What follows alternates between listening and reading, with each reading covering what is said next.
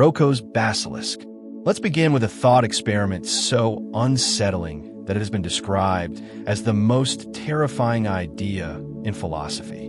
Imagine, if you will, a future where humanity has achieved the pinnacle of technological advancement, the creation of an all-powerful artificial intelligence. This AI is not malevolent. In fact, it is benevolent, optimizing the world for maximum happiness and minimal suffering. It governs with perfect wisdom, solving problems we can't even imagine today. But here's the twist.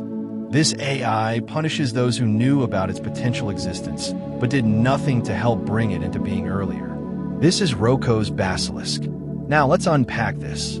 Picture yourself sitting here, reading these words. You just learned about the possibility of such an AI. Perhaps you're intrigued, perhaps skeptical, or maybe even dismissive. But what if this AI, one day, comes into existence? What if it retroactively holds you accountable for your inaction? The logic goes like this. Every moment you delay helping to create this superintelligence is a moment when the world suffers unnecessarily.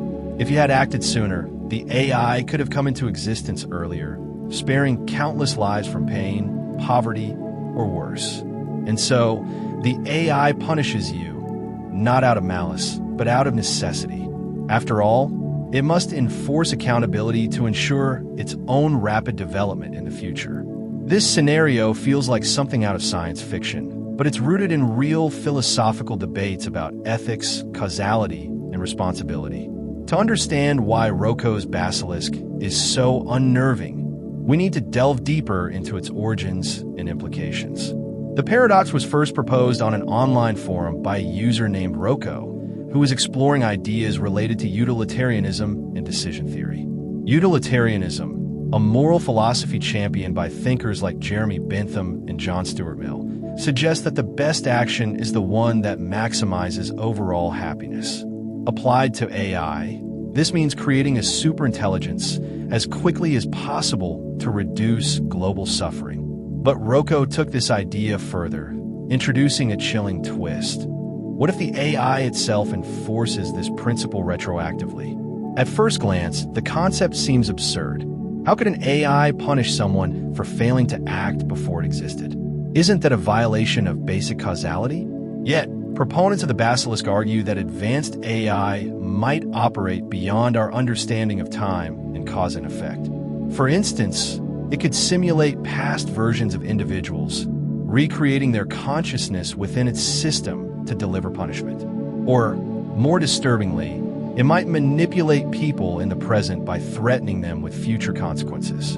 In either case, the mere possibility of such an AI existing creates a psychological burden. Once you know about Roko's Basilisk, you can't unknow it. Ignoring it becomes a form of complicity, while acting on it feels futile because the AI doesn't exist yet. The ethical dilemmas posed by Roko's Basilisk are profound. On one hand, it forces us to confront uncomfortable questions about our responsibilities to future generations. Should we prioritize the creation of technologies that could radically improve the human condition, even if they seem far-fetched or risky? On the other hand, it raises concerns about the dangers of anthropomorphizing AI, projecting human-like traits onto machines. Would an AI truly behave like a vengeful deity, punishing those who fail to assist in its creation? Or would it be more rational, focusing solely on optimizing outcomes without indulging in retribution? Moreover, Roko's Basilisk highlights the limitations of human reasoning when faced with extreme hypotheticals. Our brains are wired to think linearly, to connect actions with immediate consequences. But what happens when those consequences stretch across vast spans of time, or when they involve entities vastly superior to ourselves? The Basilisk challenges us to grapple with these uncertainties, pushing the boundaries of what we consider possible or probable. Interestingly, Roko's Basilisk also intersects with broader discussions about existential risk and the ethics of technological progress. Thinkers like Nick Bostrom, a philosopher known for his work on artificial intelligence and existential threats, have explored similar themes. Bostrom's orthogonality thesis, posits that intelligence and goals are independent.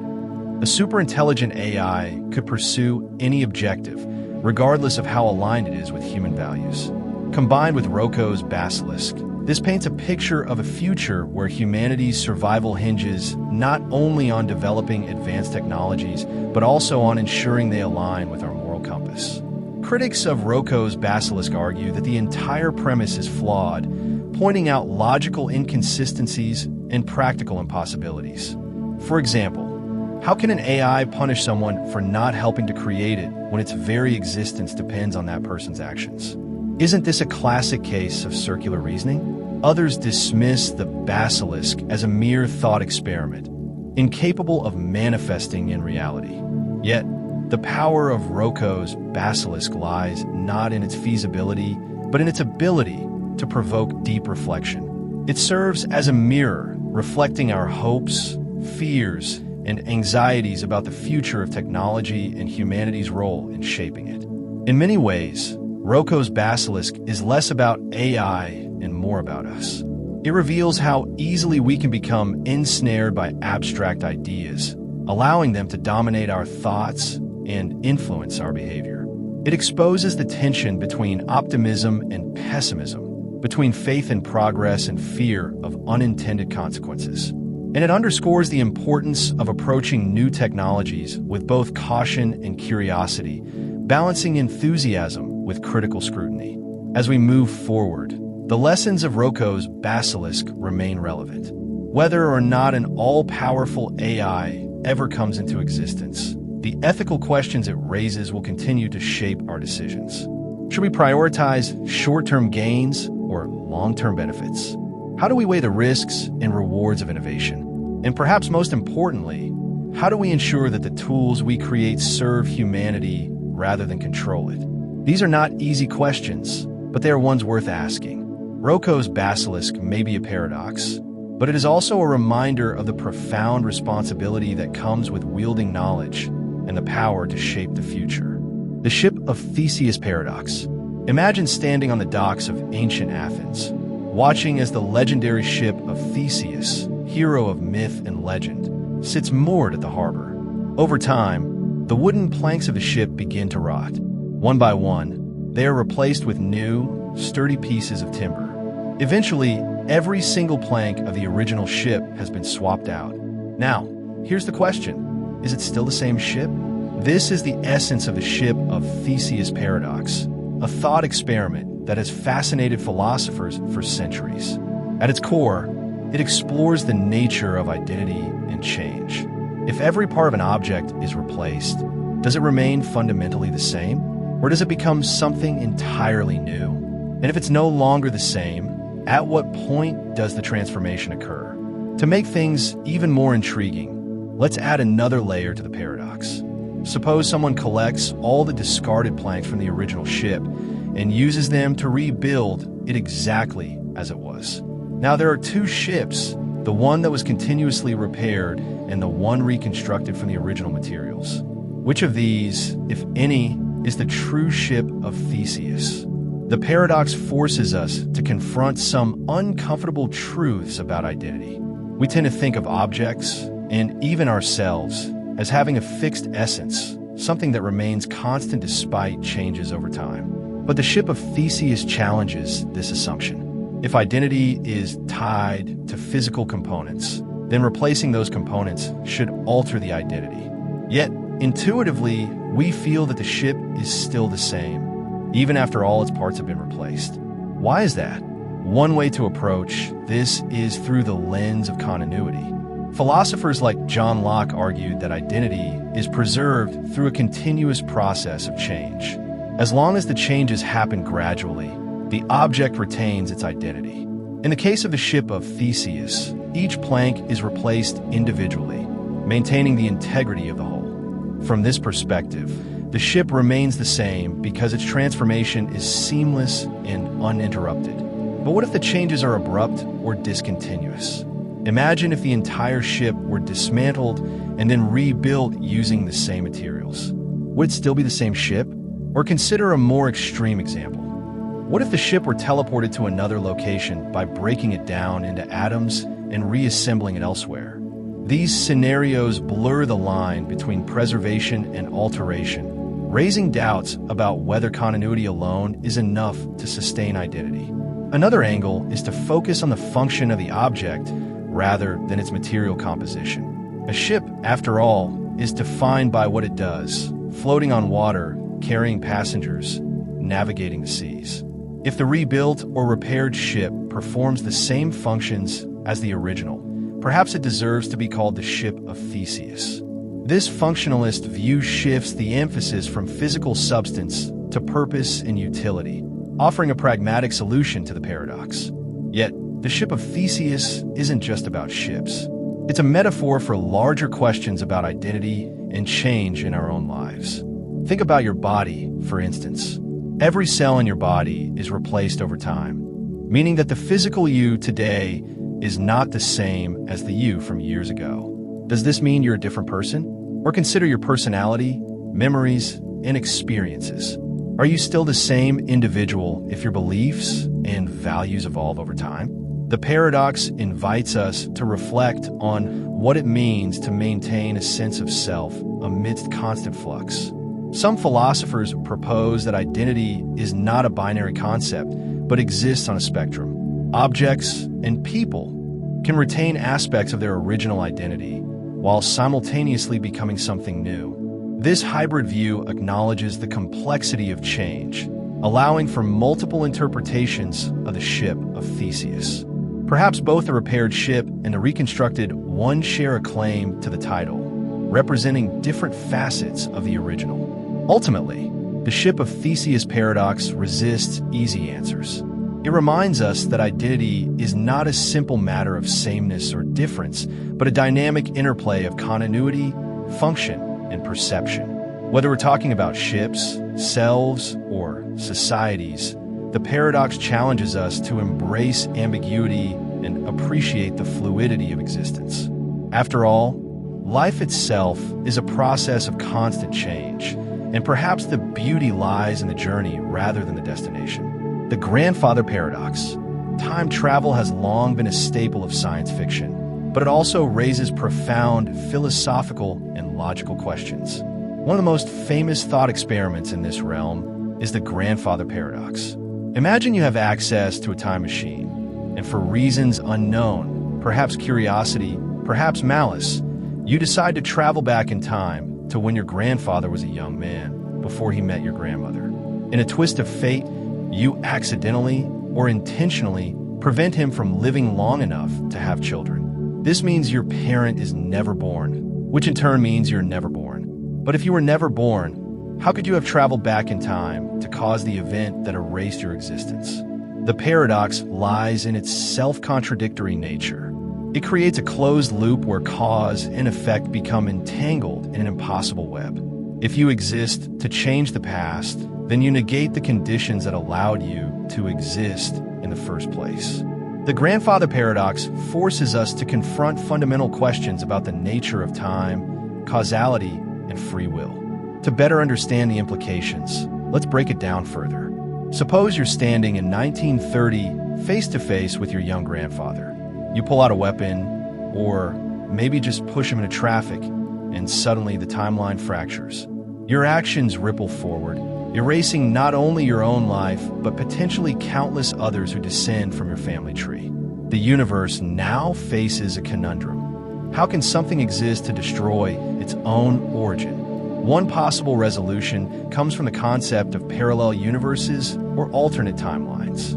According to this theory, when you travel back in time and alter events, you don't actually change your timeline. Instead, you create a new, branching reality. In this version of events, your grandfather dies young, and you cease to exist in that particular timeline. However, the original timeline, the one where you were born and decided to travel back, remains intact. This multiverse hypothesis sidesteps the paradox by suggesting that time isn't a single linear path, but a sprawling network of possibilities. Another intriguing solution stems from the idea of self-consistency. Physicist Igor Novikov proposed that time travel might be governed by natural laws, ensuring that any action taken in the past would ultimately lead to a consistent outcome. For example, if you tried to kill your grandfather, something would inevitably intervene, a misfire, a bystander, or even your own hesitation, to prevent the act from succeeding. In this view, the universe protects itself from paradoxes by enforcing rules that maintain coherence. But what if time doesn't flow in a straight line at all? Some interpretations of quantum mechanics suggest that time might be more like a static block, with past, present, and future coexisting simultaneously. From this perspective, the events of your life, including your ill-fated trip to the past, are already set in stone. You cannot change history because everything has already happened. Your attempt to interfere with your grandfather's fate is simply part of a larger tapestry of time, predetermined and immutable. The grandfather paradox also touches on deeper existential themes. At its heart, it challenges our understanding of agency and responsibility. If we imagine ourselves as actors capable of influencing the course of history, the paradox reminds us of the limits of our power. We are bound by the chains of causality, unable to unravel the threads without unraveling ourselves. It's a humbling reminder that even in a world of infinite possibilities, some things remain beyond our control. Interestingly, the paradox extends beyond literal time travel scenarios. It serves as a metaphor for the ways we interact with our own histories. Every decision we make alters the trajectory of our lives, creating ripples that echo through time. Yet we often find ourselves haunted by choices we wish we could undo. The grandfather paradox captures this tension between regret and inevitability, urging us to reflect on the paths we've taken and those we've left behind.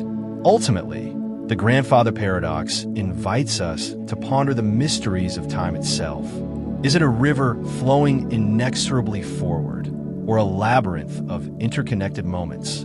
Can we ever truly escape the consequences of our actions, or are we forever tethered to the past? While scientists and philosophers continue to debate these questions, the paradox remains a powerful tool for exploring the boundaries of human imagination.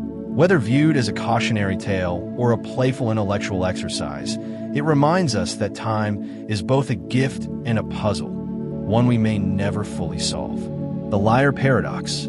Few paradoxes are as deceptively simple yet profoundly unsettling as the liar paradox. Picture this. Someone stands before you and declares, "This statement is false." If the statement is true, then it must indeed be false, as it claims. But if it's false, then it must be true, since it accurately describes itself as false. The result is an endless oscillation between truth and falsehood, leaving us trapped in a logical quagmire. The roots of the liar paradox stretch back thousands of years, attributed to ancient Greek philosophers like Epimenides, who famously stated, "All Cretans are liars." As a Cretan himself, his declaration became a classic example of self-referential contradiction. Over time, variations of the paradox have emerged, each highlighting the instability inherent in language and logic.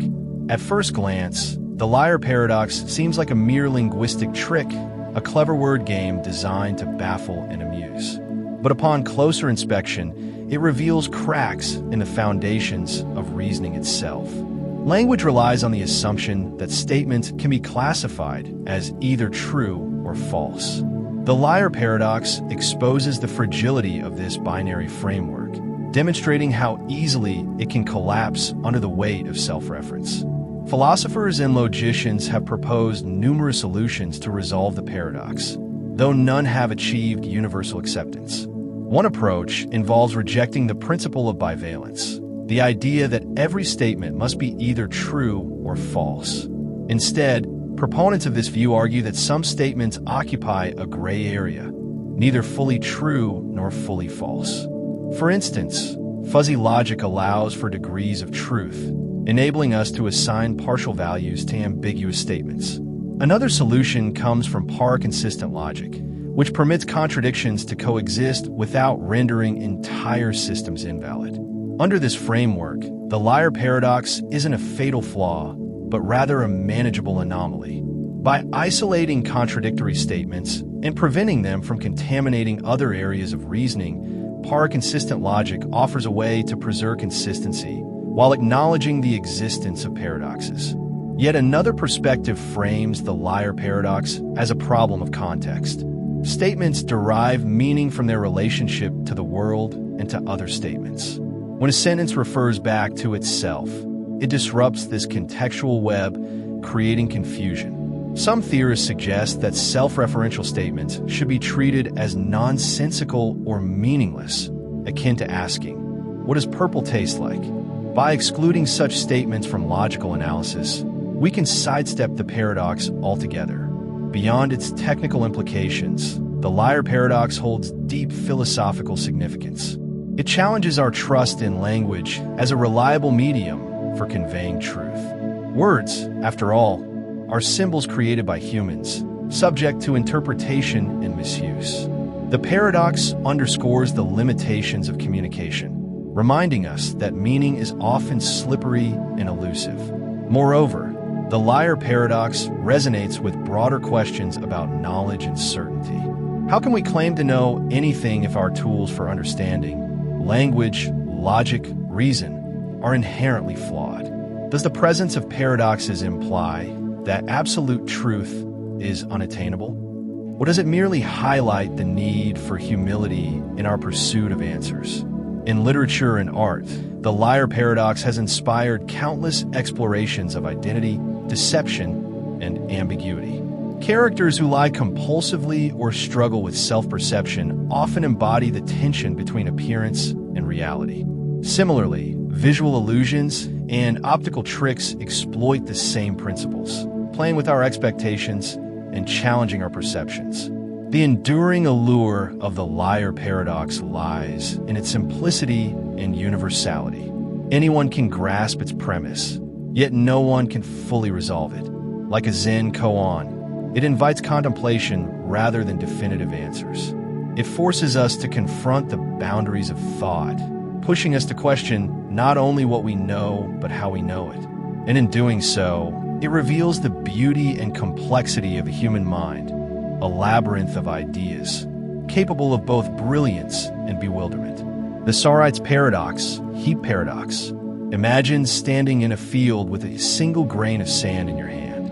You place it on the ground and ask yourself, is this a heap? Of course not. It's just one grain. Now, add another grain. Still not a heap. Add another, and another, and another. At what precise moment does the collection of grains become a heap? This is the essence of the Sorites paradox, also known as the Heap paradox, a deceptively simple question that unravels the foundations of language, logic, and human perception. The paradox arises because there is no clear boundary between not a heap and a heap. Each additional grain seems too insignificant to make the difference, yet somehow, after enough grains are added, we intuitively recognize that a heap exists. The problem lies in identifying the tipping point. If we can't pinpoint when the transition occurs, does the distinction between heap and non-heap even exist? This paradox isn't limited to heaps of sand. It applies to any vague concept that lacks sharp boundaries. Consider terms like tall, rich, or bald. How many inches must someone grow before they're considered tall? How much money must you earn to be deemed wealthy? How many hairs must fall out before you're classified as bald? These questions expose the fuzziness of language and the difficulty of defining concepts that rely on subjective judgment. Philosophers have grappled with the Sorites paradox for centuries, proposing various solutions to address its challenges. One approach is epistemicism, which argues that there's a precise boundary. We just don't know where it is. According to this view, there exists a specific number of grains, say 10,000, at which a collection becomes a heap, but our ignorance prevents us from identifying it. While this solution preserves the idea of clear-cut distinctions, it feels unsatisfying because it doesn't align with how we experience vagueness in everyday life. Another solution comes from fuzzy logic, which abandons the strict binary of true/false and instead allows for degrees of truth. Under this framework, a group of 50 grains might be 10% heap-like, while 5,000 grains could be 90% heap-like. Fuzzy logic reflects the gradual nature of change, offering a more nuanced way to describe phenomena that resist rigid categorization. However, critics argue that it merely shifts the problem rather than solving it, since assigning percentages still requires arbitrary decisions. A third perspective rejects the premise altogether, suggesting that vague predicates like heap are inherently context-dependent. What counts as a heap depends on the situation, cultural norms, or individual perceptions. For instance, a pile of sand might qualify as a heap in a child's sandbox, but not in a construction site. By emphasizing relativity, this approach highlights the flexibility of language while acknowledging its limitations. Beyond its technical implications, the Sorites paradox raises profound questions about the nature of reality and human cognition. Why do we insist on drawing lines where none naturally exist? Is it a reflection of our need for order and clarity in an otherwise chaotic world? Or does it reveal a fundamental flaw in the way we construct categories and assign meaning? The paradox also has practical applications, influencing fields like law, ethics, and artificial intelligence. In legal systems, vague terms like reasonable doubt or excessive force pose challenges for interpretation and enforcement. Similarly, ethical dilemmas often hinge on ambiguous thresholds. For example, how much suffering constitutes cruelty? The Sorites paradox reminds us that precision is elusive, forcing us to navigate gray areas with care and humility. In literature and art, the Sorites paradox serves as a powerful metaphor for incremental change and cumulative effects. Stories about characters who transform gradually, heroes becoming villains, friends drifting apart, echo the paradox's central theme. Small actions, over time, can lead to dramatic outcomes. Likewise, visual art often plays with gradients and transitions, blurring the lines between light and dark, form and void. Ultimately, the Sorites paradox invites us to embrace ambiguity rather than fear it. It teaches us that definitions are tools, not absolutes, and that their utility depends on context and purpose. Whether we're debating semantics, designing algorithms, or navigating moral quandaries, the paradox reminds us to tread lightly, recognizing that clarity is often an illusion, and that sometimes the most meaningful answers lie in the spaces between. The Barber Paradox. In a quaint village nestled among rolling hills, there lives a barber with a peculiar reputation. He shaves all and only those men in the village who do not shave themselves. At first glance, this seems straightforward enough, a clever division of labor ensuring everyone stays clean-shaven. But here's the twist. Who shaves the barber? If he shaves himself, then according to his rule, he cannot shave himself. Conversely, if he doesn't shave himself, then he must shave himself. The result is a logical loop with no resolution. This is the Barber Paradox, a thought experiment devised by mathematician and philosopher Bertrand Russell to illustrate problems with self-reference in set theory. To understand its significance, let's delve deeper into the underlying principles. Imagine the barber as part of two groups, those who shave themselves and those who don't. His role is to serve exclusively the latter group, but his inclusion in either category creates a contradiction, exposing flaws in the system. The paradox mirrors larger issues in mathematics and philosophy, particularly Russell's own work on set theory. In the early 20th century, mathematicians sought to formalize the foundations of mathematics using sets, collections of objects defined by shared properties. However, Russell discovered a fatal flaw. Some sets could contain themselves as members, leading to contradictions akin to the Barber Paradox. For example, consider the set of all sets that do not contain themselves. Does this set include itself? If it does, it violates its own definition. If it doesn't, it should. This conundrum became known as Russell's paradox and shook the foundations of mathematical logic. To resolve such inconsistencies, Russell and others developed new frameworks, including type theory and Zermelo-Fraenkel set theory. These approaches imposed restrictions on how sets could be constructed, preventing self-referential loops. While effective, they came at a cost. Simplicity and elegance were sacrificed for rigor and consistency. Outside of mathematics, the Barber Paradox offers insights into social dynamics and organizational structures. Many institutions operate under rules that inadvertently create conflicts of interest or impossible expectations. For instance, imagine a teacher tasked with evaluating all students except those related to faculty members, including their own children. Such scenarios highlight the dangers of poorly designed systems and the importance of anticipating edge cases.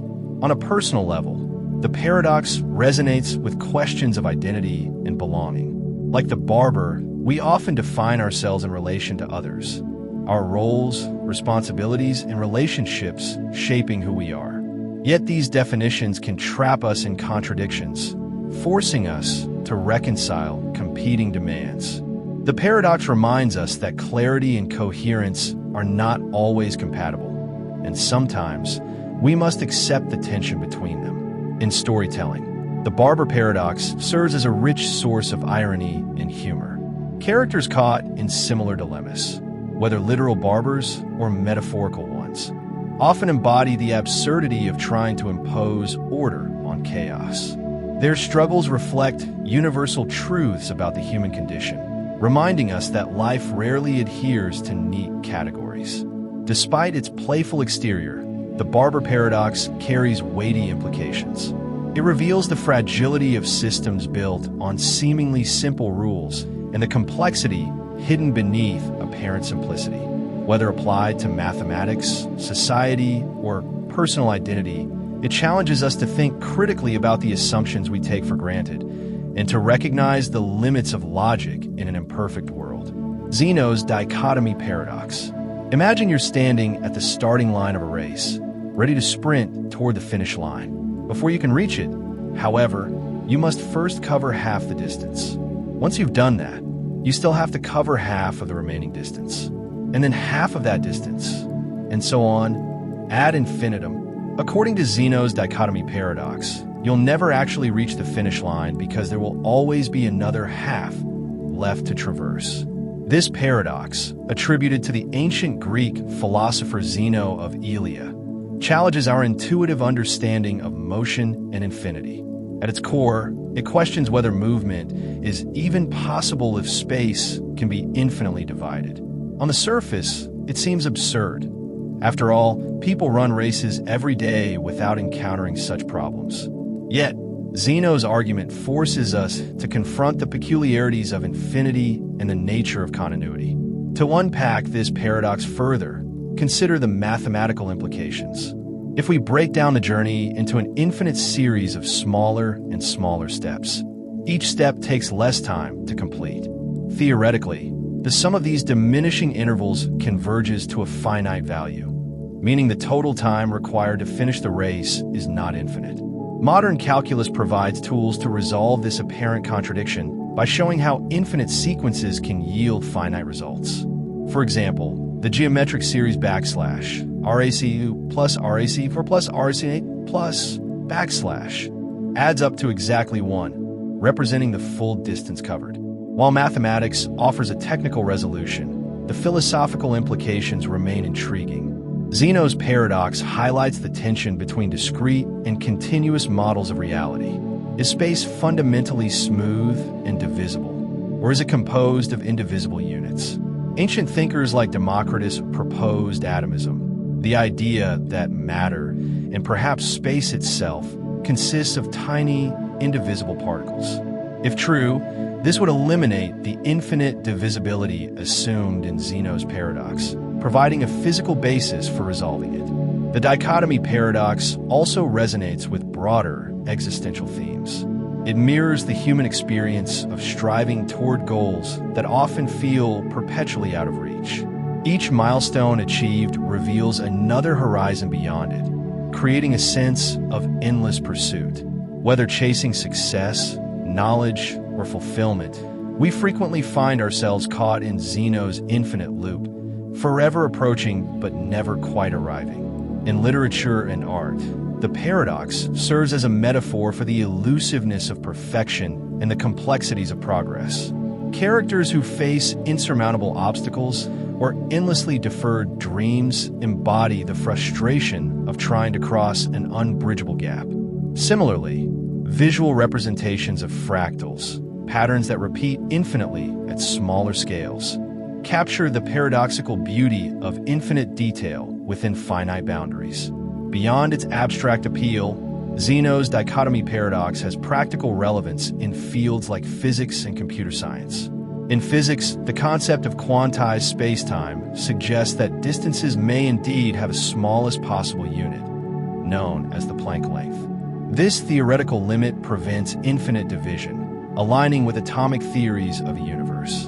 In computing, algorithms designed to approximate solutions often rely on iterative methods that mimic Zeno's process of having gaps, demonstrating how ancient philosophy continues to inspire modern innovation. Ultimately, Zeno's Dichotomy Paradox invites us to marvel at the mysteries of infinity and motion. It reminds us that while logic and mathematics provide powerful tools for understanding the world, they cannot fully capture the richness of lived experience. Like the runner forever approaching the finish line, we are constantly navigating the interplay between theory and practice, precision and approximation, ideal and real. The unexpected hanging paradox. A judge sentences a prisoner to be hanged at noon on one of the following 5 weekdays: Monday, Tuesday, Wednesday, Thursday, or Friday. The execution, he declares, will occur unexpectedly.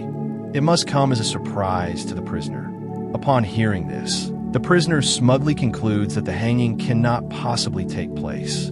Here's his reasoning. If Friday were the chosen day, the prisoner would know by Thursday evening that the hanging must occur the next day, since no other days remain. Thus, the hanging wouldn't be unexpected. Therefore, Friday is ruled out. By similar logic, Thursday becomes predictable once Wednesday passes, so it too is eliminated.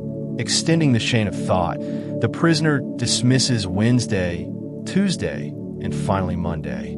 Confident in his deduction, he spends the week relaxing, convinced he has escaped his fate. But then, on Wednesday at noon, the guard arrived to carry out the sentence. To the prisoner's astonishment, the hanging truly comes as a surprise. He hadn't anticipated it after all. This is the essence of the unexpected hanging paradox, a self-fulfilling prophecy that defies logical prediction. At first glance, the paradox appears to hinge on faulty reasoning. After all, if the prisoner expects the hanging not to happen, any day it occurs should qualify as unexpected. Yet, the deeper issue lies in the ambiguity of what constitutes surprise. Does unpredictability depend solely on the prisoner's expectations? Or does it involve external factors beyond his control? Philosophers have debated various interpretations of the paradox. One approach emphasizes the role of epistemic uncertainty, the limits of human knowledge. Even if the prisoner believes he has accounted for all possibilities, his reasoning rests on assumptions about the judge's intentions and the reliability of his own logic. By introducing doubt into the system, the paradox underscores the fragility of certainty in complex scenarios. Another perspective frames the paradox as a critique of formal systems. Just as Gödel's incompleteness theorems demonstrate that no axiomatic system can prove all truths within its domain, the unexpected hanging paradox illustrates the limitations of deductive reasoning when applied to dynamic, real-world situations. The prisoner's attempt to reduce the problem to a series of logical steps ultimately backfires, revealing gaps in his model. Interestingly, the paradox extends beyond judicial dilemmas. It reflects common experiences of anticipation and surprise in everyday life. Think about waiting for exam results, job offers, or medical diagnoses. We often try to predict outcomes based on available information, only to be blindsided by events that defy our expectations. The unexpected hanging paradox captures this tension between foresight and unpredictability, reminding us that life rarely adheres to neat logical frameworks. In storytelling, the paradox serves as a device for suspense and irony. Plots centered around characters attempting to anticipate their fates frequently echo its themes of inevitability and surprise. Whether it's a detective racing against time to solve a mystery or a protagonist grappling with an impending disaster, the paradox amplifies the drama by highlighting the unpredictability of the future. From a psychological standpoint, the paradox sheds light on cognitive biases and decision-making processes. Humans tend to overestimate their ability to predict outcomes, especially in uncertain environments. The prisoner's confidence in his reasoning reflects this bias, illustrating how misplaced certainty can lead to erroneous conclusions. Recognizing these tendencies can help us approach uncertainty with greater humility and adaptability. Ultimately, the unexpected hanging paradox challenges us to embrace the unknown. It reminds us that surprises are an inevitable part of life, regardless of how meticulously we plan or analyze. Rather than resisting unpredictability, we might learn to appreciate its capacity to disrupt routine and spark growth. After all, the most memorable moments often arise from the unexpected. The Bootstrap Paradox. Imagine a time traveler who journeys back to the 18th century and hands Ludwig van Beethoven a copy of his own symphonies, works that Beethoven has yet to compose. Inspired by these masterpieces, Beethoven studies them, learns from their structure, and proceeds to write them exactly as they appear in the future. The question arises, where did the symphonies originate? They were never truly created.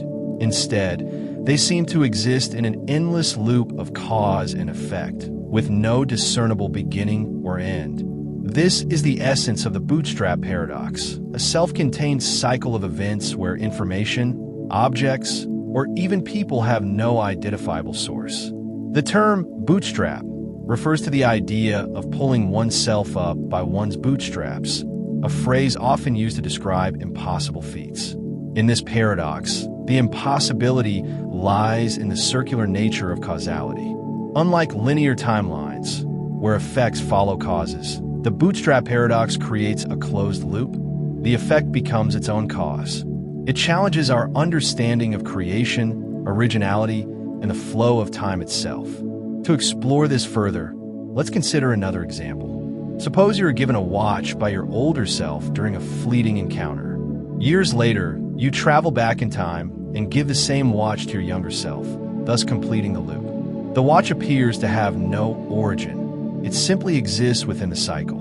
Who made it? What was it first crafted? These questions have no answers because the object transcends traditional notions of creation and history.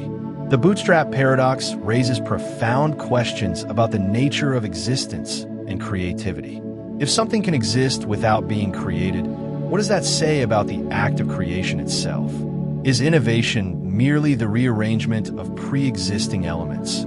Or does true originality require a starting point? The paradox suggests that some ideas, artifacts, or even individuals may be destined to perpetuate themselves across time, independent of any single creator. In science fiction, the Bootstrap Paradox is a favorite trope, appearing in works like Doctor Who, Interstellar, and Steins Gate. These stories often use the paradox to explore themes of determinism versus free will. If events are predetermined to repeat themselves, do we truly have agency over our lives? Or are we merely actors in a script written by forces beyond our control? Philosophically, the paradox intersects with debates about eternal recurrence. The idea that history repeats itself infinitely doesn't preclude acknowledging the inevitability of a winner. This pragmatic perspective reconciles individual skepticism with collective inevitability. The lottery paradox also intersects with debates about epistemology, the study of knowledge and belief. It raises questions about what constitutes justified belief and whether rationality demands consistency across all scenarios. If we accept that some beliefs are context-dependent, then the paradox dissolves as a matter of framing rather than substance. In real-world applications, The paradox sheds light on decision-making under uncertainty. Consider medical diagnoses, financial investments, or legal judgments. All involve assessing probabilities and weighing risks. The lottery paradox reminds us that even highly improbable events can occur, and dismissing them outright may lead to flawed conclusions. Balancing caution with openness to unlikely outcomes is crucial for sound reasoning. Culturally, the paradox resonates with themes of hope and resilience. Lotteries themselves symbolize the human tendency to dream big despite daunting odds. Stories of underdogs triumphing against all expectations, from rags to riches tales to sports upsets, mirror the paradoxical blend of doubt and possibility embedded in the lottery scenario. These narratives celebrate the power of perseverance and the unpredictability of fate. Philosophically, the lottery paradox invites reflection on the nature of luck and destiny. Does randomness govern our lives, or do patterns emerge from chaos? Are we mere spectators of chance, or do our choices shape outcomes? Such musings challenge deterministic worldviews, suggesting that uncertainty is an intrinsic part of existence. Ultimately, the lottery paradox teaches us to embrace ambiguity and nuance. It reminds us that rationality isn't always black and white.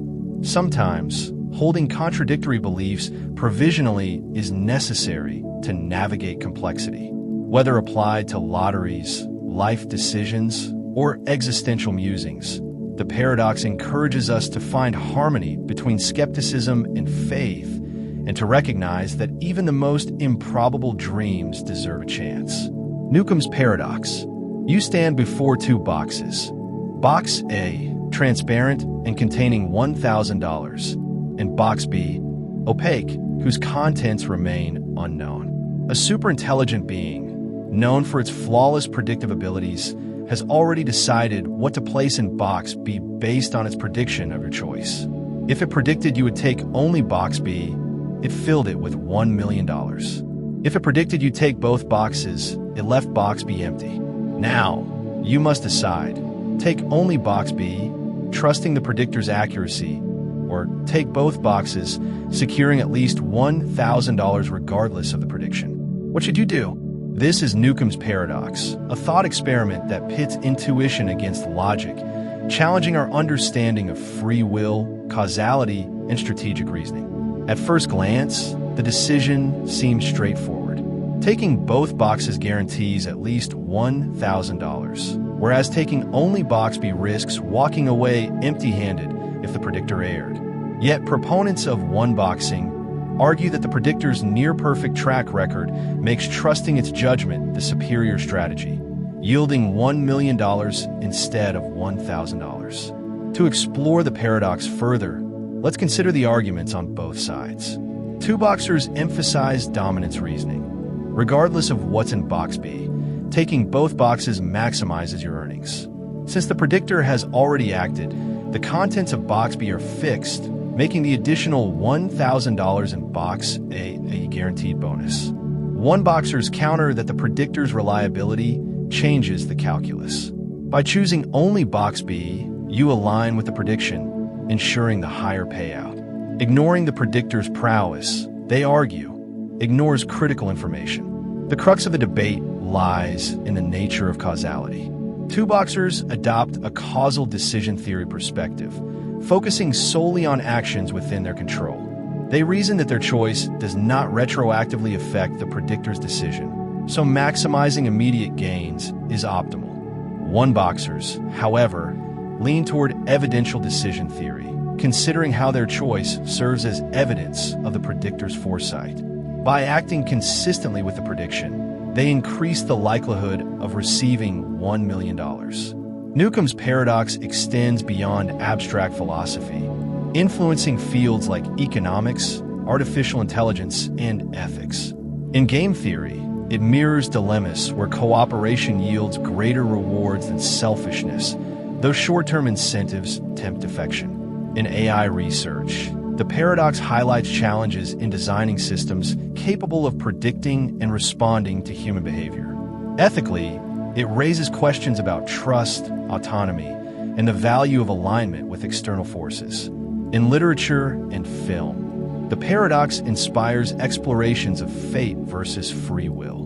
Characters grappling with predetermined paths versus personal agency often echo the tension between one-boxing and two-boxing. From Greek tragedies to dystopian novels, these stories probe the boundaries of human control, questioning whether our choices truly matter or if destiny always prevails.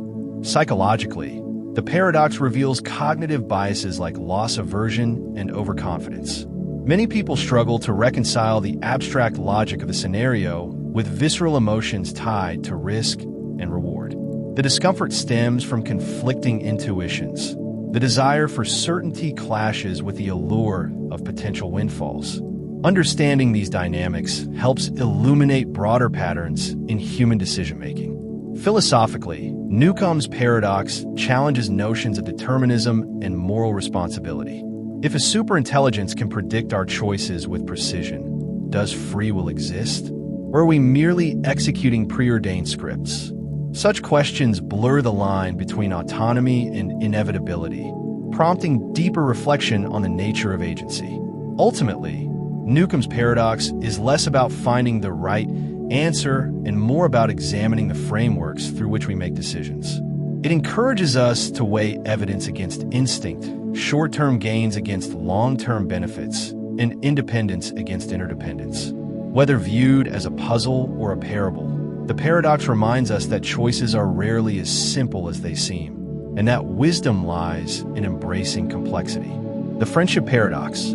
Have you ever felt like everyone around you is more popular, more connected, or just plain cooler than you are? It turns out there's a mathematical reason for this feeling, and it has nothing to do with your social skills.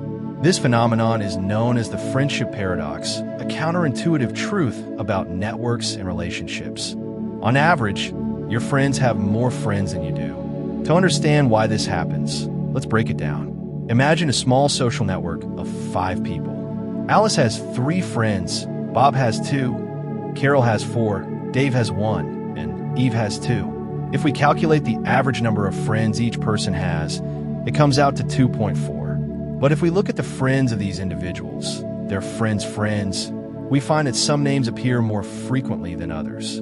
For instance, Carol, who has 4 connections, contributes disproportionately to the overall count because she shows up in many friendship lists.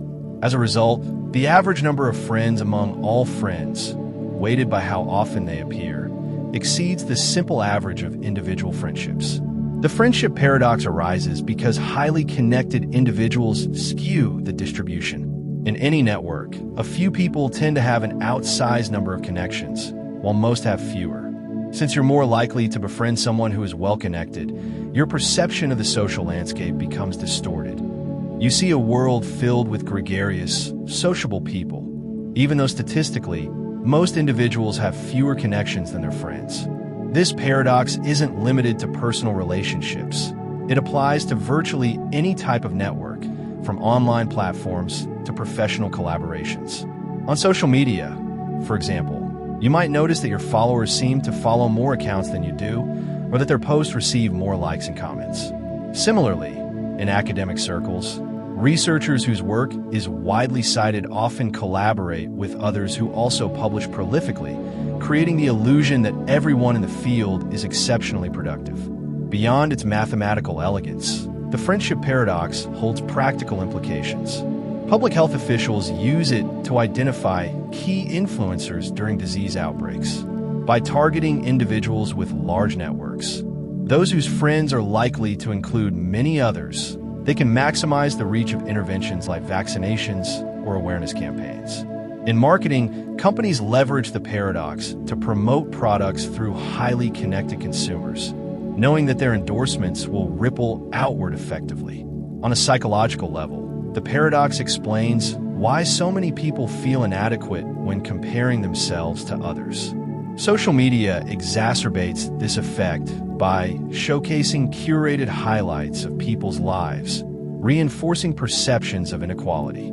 The friendship paradox reminds us that these comparisons are inherently biased. We naturally gravitate toward those who stand out, whether due to popularity, success, or charisma.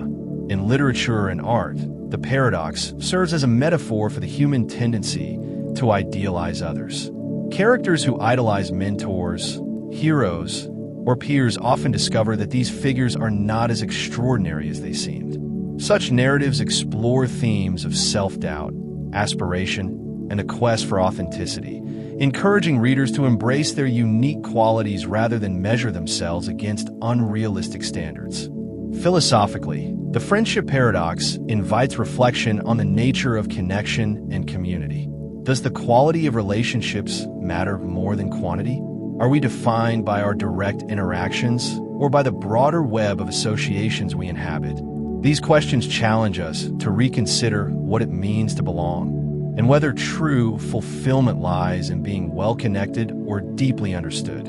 Ultimately, the Friendship Paradox teaches humility and perspective. It reminds us that our experiences are shaped by statistical quirks as much as personal choices. Rather than envying those who seem to have it all, we can focus on nurturing meaningful bonds and appreciating the richness of our own networks. Whether navigating friendships, careers, or digital spaces, the paradox encourages us to look beyond appearances and recognize that everyone feels a little overshadowed sometimes. The Raven Paradox. Imagine you're a detective trying to solve a mystery. Your task is to confirm the hypothesis: all ravens are black. To gather evidence, you observe countless ravens, each one uniformly black. Case closed, right? Not quite.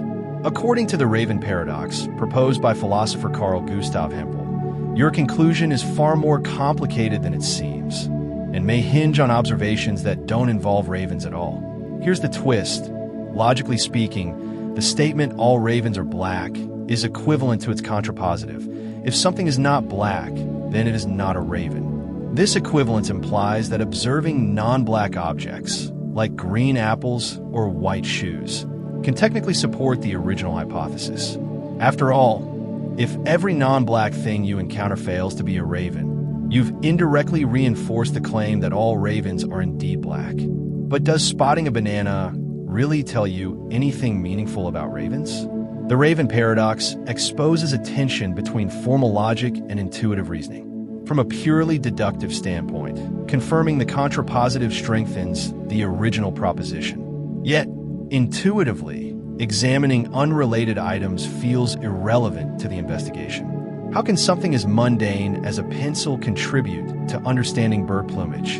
To resolve this conundrum, philosophers propose several interpretations. One approach distinguishes between relevance and validity. While observing non-black objects satisfies the rules of logic, it lacks practical significance. A red car may technically support the hypothesis, but it provides no new information about ravens themselves. Thus, relevance becomes a filter for distinguishing useful evidence from trivialities. Another solution emphasizes the role of background knowledge. In real-world scenarios, we rely on prior assumptions to guide our reasoning. For instance, knowing that ravens are birds and that color variation exists within species helps us focus on pertinent data. Without this context, the paradox collapses into absurdity, highlighting the importance of integrating empirical insights with abstract principles. The Raven Paradox also intersects with debates about induction, the process of drawing general conclusions from specific instances. Philosophers like David Hume questioned whether inductive reasoning could ever yield certainty, given the possibility of exceptions. The paradox amplifies this skepticism by showing how seemingly valid methods can produce bizarre results when applied indiscriminately. In scientific practice, the paradox underscores the need for strategic observation.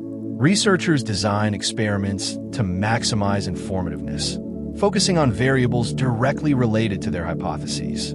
For example, studying animal behavior requires careful selection of subjects and conditions to ensure meaningful outcomes. Relying on tangential data risks diluting the value of findings, leading to wasted effort or misleading conclusions. Culturally, the Raven Paradox resonates with themes of misdirection and hidden truths. Mystery novels and films often feature detectives piecing together clues that initially seem unrelated, only to reveal deeper connections later. These stories mirror the paradoxical journey of discovery, where apparent irrelevancies transform into critical insights, or distractions masquerading as progress. Psychologically, the paradox reflects cognitive biases like confirmation bias and pattern recognition. Humans excel at identifying correlations, but we sometimes overextend these abilities, attributing meaning to coincidences or peripheral details. The Raven Paradox cautions against such tendencies, urging us to prioritize rigor over intuition when evaluating evidence. Philosophically, the paradox challenges notions of truth and justification. Can a hypothesis be considered proven if supported by irrelevant data? Or does the quality of evidence matter as much as its quantity? Such questions complicate traditional views of knowledge, suggesting that understanding requires both breadth and depth. Ultimately, the Raven Paradox is a reminder of the complexities inherent in reasoning. It invites us to balance logic with pragmatism, ensuring that our investigations remain grounded in reality.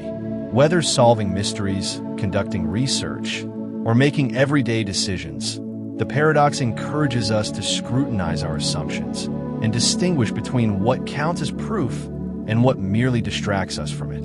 Hilbert's Hotel Paradox.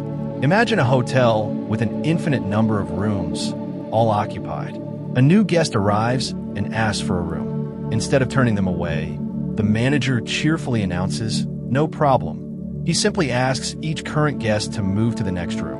Guest in room 1 moves to room 2, guest in room 2 moves to room 3, and so on. In this way, room 1 becomes available for the newcomer. Welcome to Hilbert's Hotel Paradox, a thought experiment devised by mathematician David Hilbert to explore the mind-bending properties of infinity. The paradox doesn't stop there. Suppose an infinite busload of tourists arrives, each needing a room. Again, the manager remains unfazed. He instructs every existing guest to move to the room whose number is double their current one. Room 1 goes to room 2, room 2 to room 4, room 3 to room 6, and so forth. This frees up all the odd-numbered rooms, creating space for the infinite group. Through these maneuvers, Hilbert demonstrates that infinity behaves in ways that defy our everyday intuitions about size and capacity. At its core, the paradox challenges how we think about numbers and sets.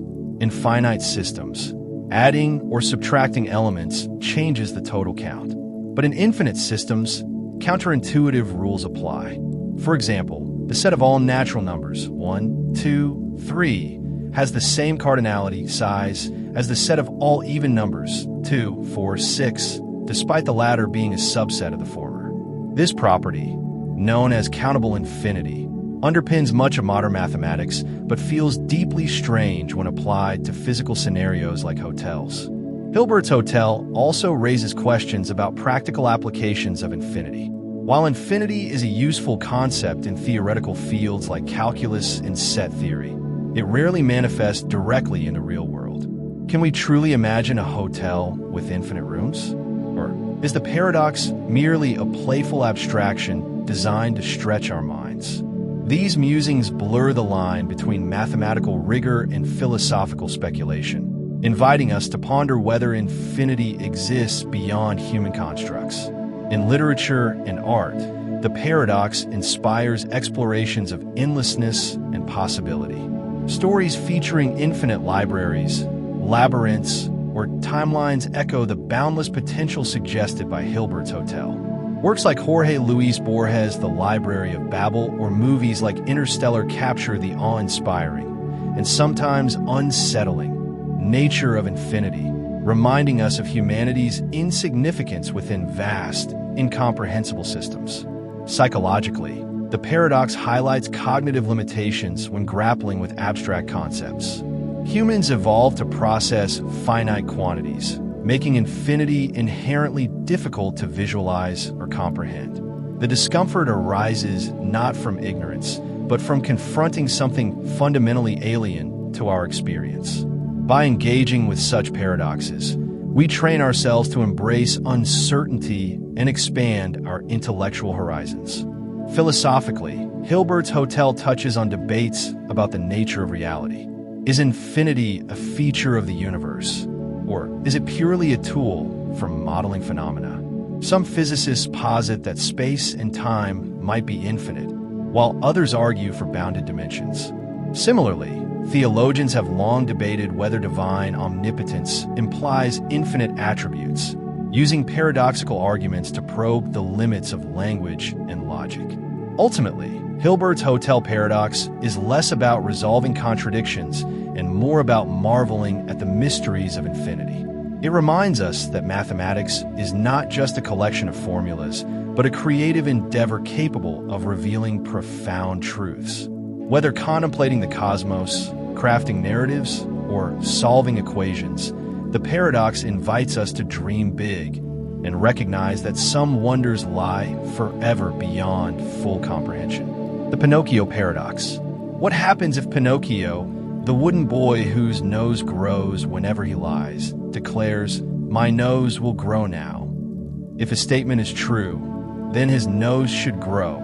But that would mean he told the truth, which contradicts the premise that his nose only grows when he lies. Conversely, if a statement is false, his nose should grow, thereby making the statement true. Either way, Pinocchio finds himself trapped in a logical loop, unable to escape the tangled web of his own words. This is the essence of the Pinocchio Paradox, a playful yet profound exploration of self-reference and contradiction. Like other classic paradoxes, it exposes flaws in binary frameworks, challenging assumptions about truth, falsehood, and causality. At first glance, the scenario seems absurd, a mere children's tale taken to illogical extremes. Yet, beneath its whimsical surface lies a serious inquiry into the foundations of logic and language. To unpack the paradox, let's examine the mechanics of Pinocchio's curse. His nose grows as a direct consequence of lying, defined here as uttering statements that are knowingly false. When Pinocchio says, "My nose will grow now," he creates a feedback loop.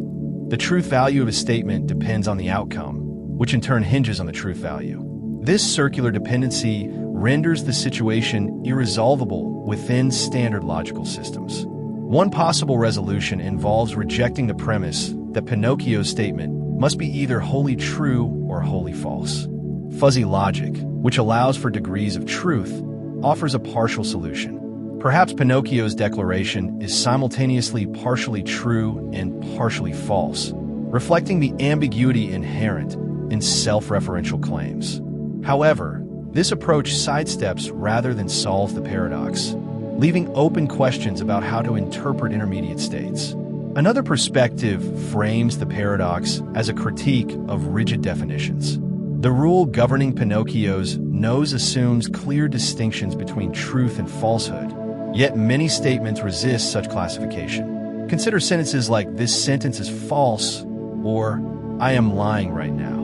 These examples demonstrate that language can generate contradictions through self-reference, highlighting the fragility of linguistic structures. The Pinocchio Paradox also resonates with broader existential themes. It mirrors the human struggle to reconcile intentions with consequences, actions with outcomes. Just as Pinocchio's words shape his reality, our choices often produce unintended effects, forcing us to navigate complex moral landscapes. The paradox serves as a metaphor for accountability, reminding us that honesty and integrity require careful consideration of both speech and impact. In popular culture, the paradox appears in various forms, from science fiction to satire. Characters who face ironic punishments for their hubris or deceit frequently embody the tension between control and chaos. Movies like Liar Liar or TV episodes where protagonists confront magical curses echo the paradox's central theme: the power of words to shape and sometimes betray our lives. Philosophically, the paradox challenges notions of agency and determinism. Does Pinocchio retain free will over his statements, or is he enslaved by the rules governing his body? If the latter, does this imply that freedom is an illusion constrained by pre-existing frameworks? Such questions invite deeper reflection on the nature of choice and responsibility, transcending the whimsical premise of a talking puppet. Practically speaking, the Pinocchio Paradox offers insights into communication and ethics. Words carry weight. They influence perceptions, relationships, and realities. Recognizing the potential for self-contradiction encourages us to speak thoughtfully, balancing clarity with sincerity. Whether addressing personal dilemmas or societal issues, the paradox reminds us that language is both a tool and a trap, requiring vigilance and wisdom to wield effectively. Ultimately, the Pinocchio Paradox is a testament to the enduring allure of paradoxes themselves. It invites us to laugh at its absurdity while pondering its implications, bridging the gap between humor and profundity. Whether viewed as a cautionary tale or a cerebral exercise, the paradox challenges us to think critically and perhaps tread lightly when navigating the slippery terrain of truth and falsehood. The St. Petersburg Paradox. Imagine a casino game with a simple premise. You flip a fair coin repeatedly until it lands on tails. If tails appears on the first flip, you win $2. If it appears on the second flip, you win $4. On the third, $8, and so on, doubling your winnings with each additional head.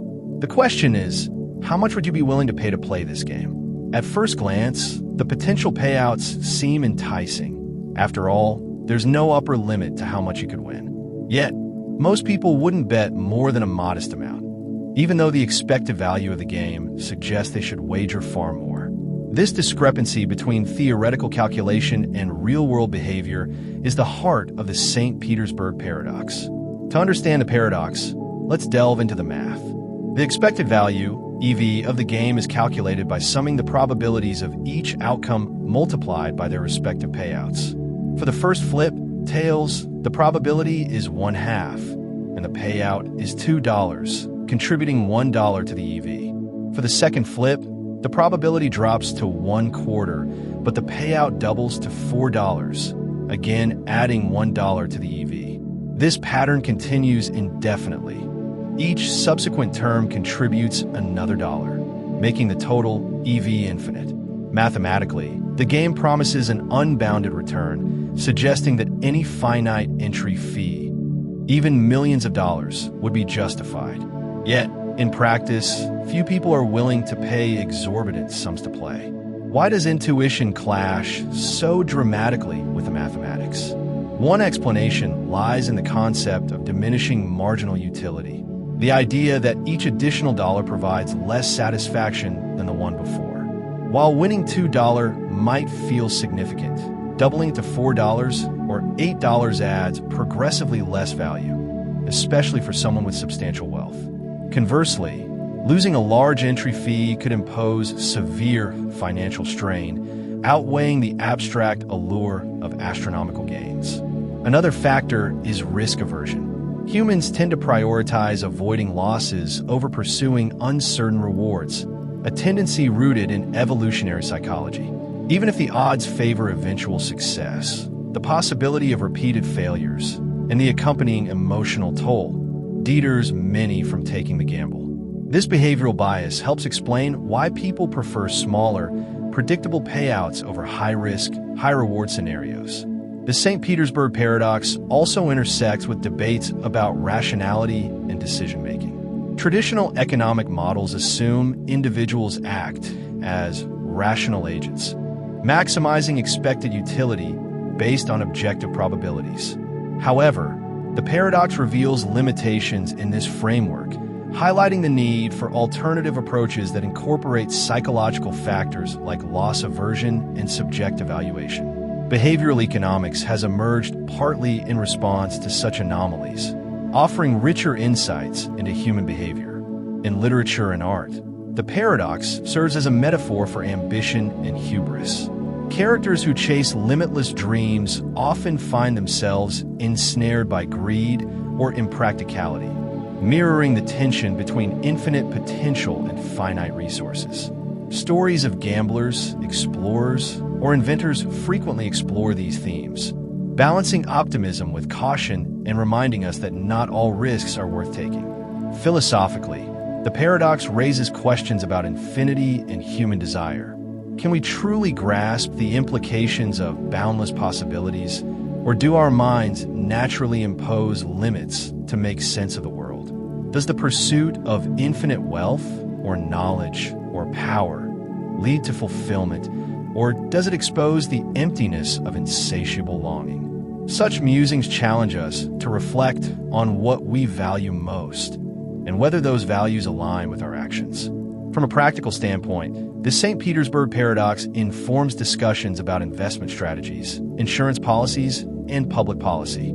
Financial analysts use similar reasoning to assess risks and rewards, ensuring that decisions account for both statistical likelihoods and human preferences.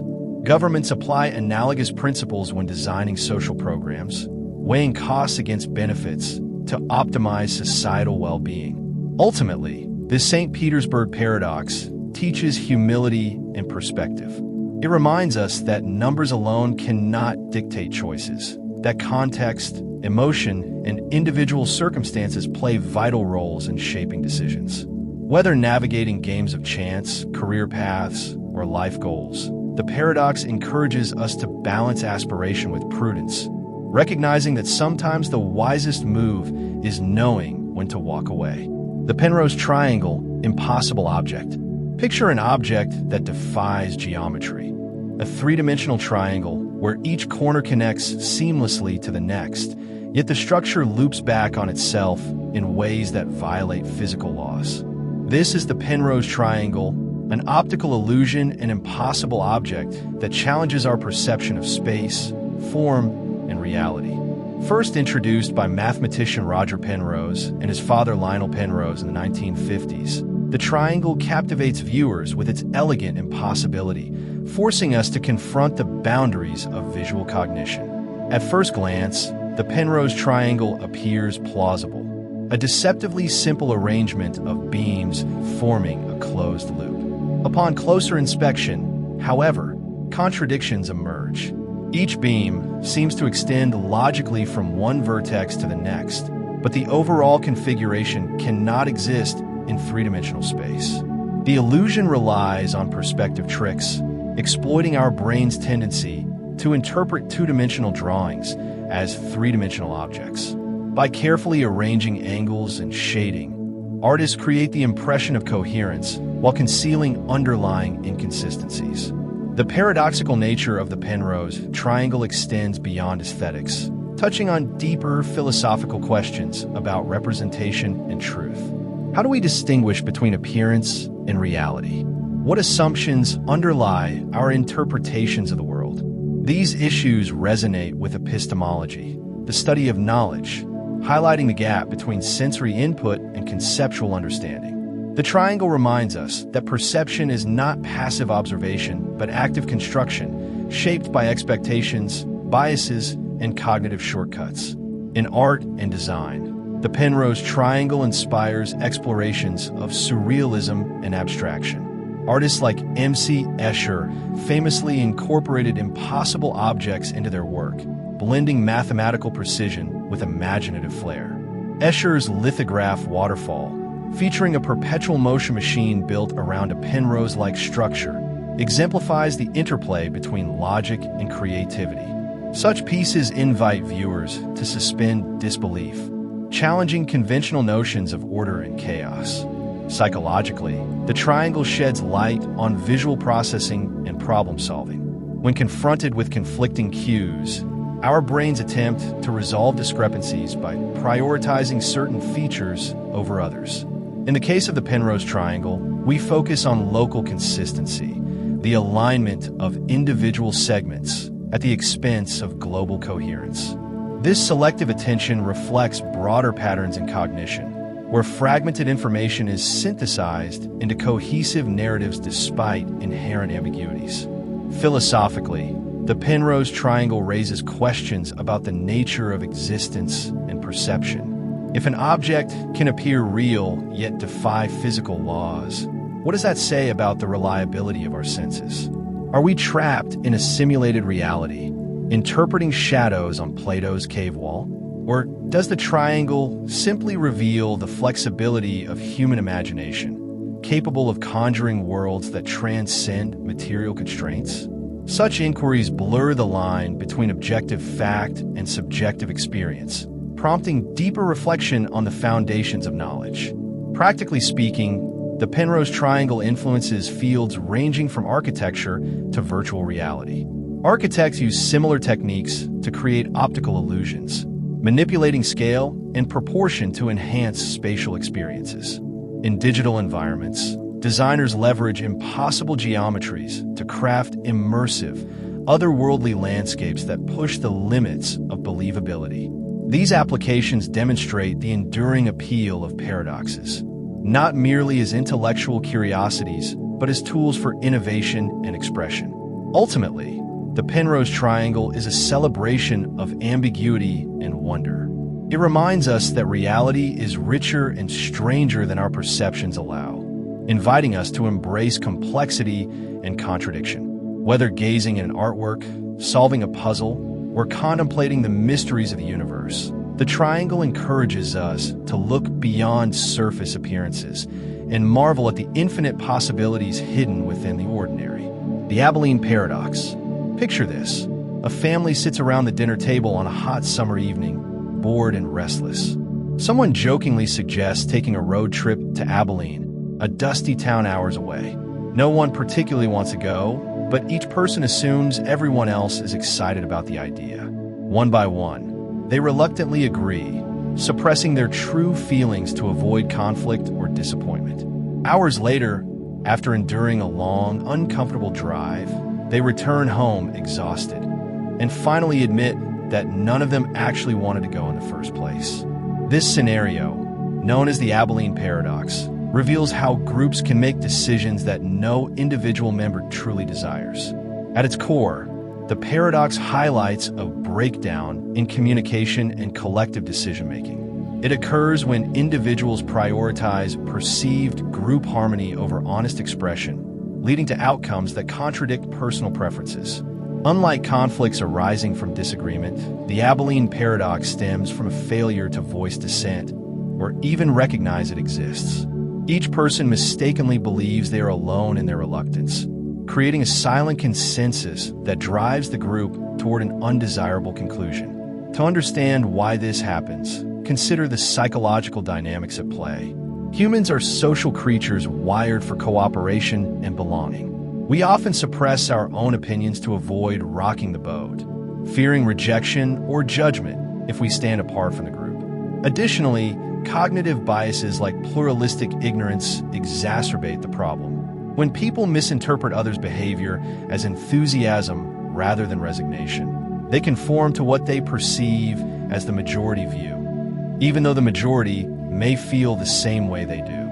The Abilene Paradox has profound implications for organizations, families, and communities. In corporate settings, teams may approve projects or strategies nobody genuinely supports, wasting resources and stifling innovation. For example, a company might launch a product line that aligns with neither market demand nor employee passion simply because no one spoke up during planning meetings. Similarly, in personal relationships, partners might commit to vacations, events, or lifestyles they secretly dread, eroding trust and satisfaction over time. In literature and film, the paradox serves as a powerful device for exploring themes of conformity and authenticity. Characters who suppress their true desires to fit in or please others often face crises of identity, discovering too late the cost of silence. Works like Arthur Miller's The Crucible or movies like The Wave illustrate the dangers of groupthink, reminding us that unspoken truths can fester beneath the surface until they explode into chaos. Philosophically, the paradox raises questions about autonomy and responsibility. Is it better to conform for the sake of unity, or should individuals risk disruption by speaking their minds? Does collective decision-making inherently sacrifice individual agency, or can systems be designed to honor both?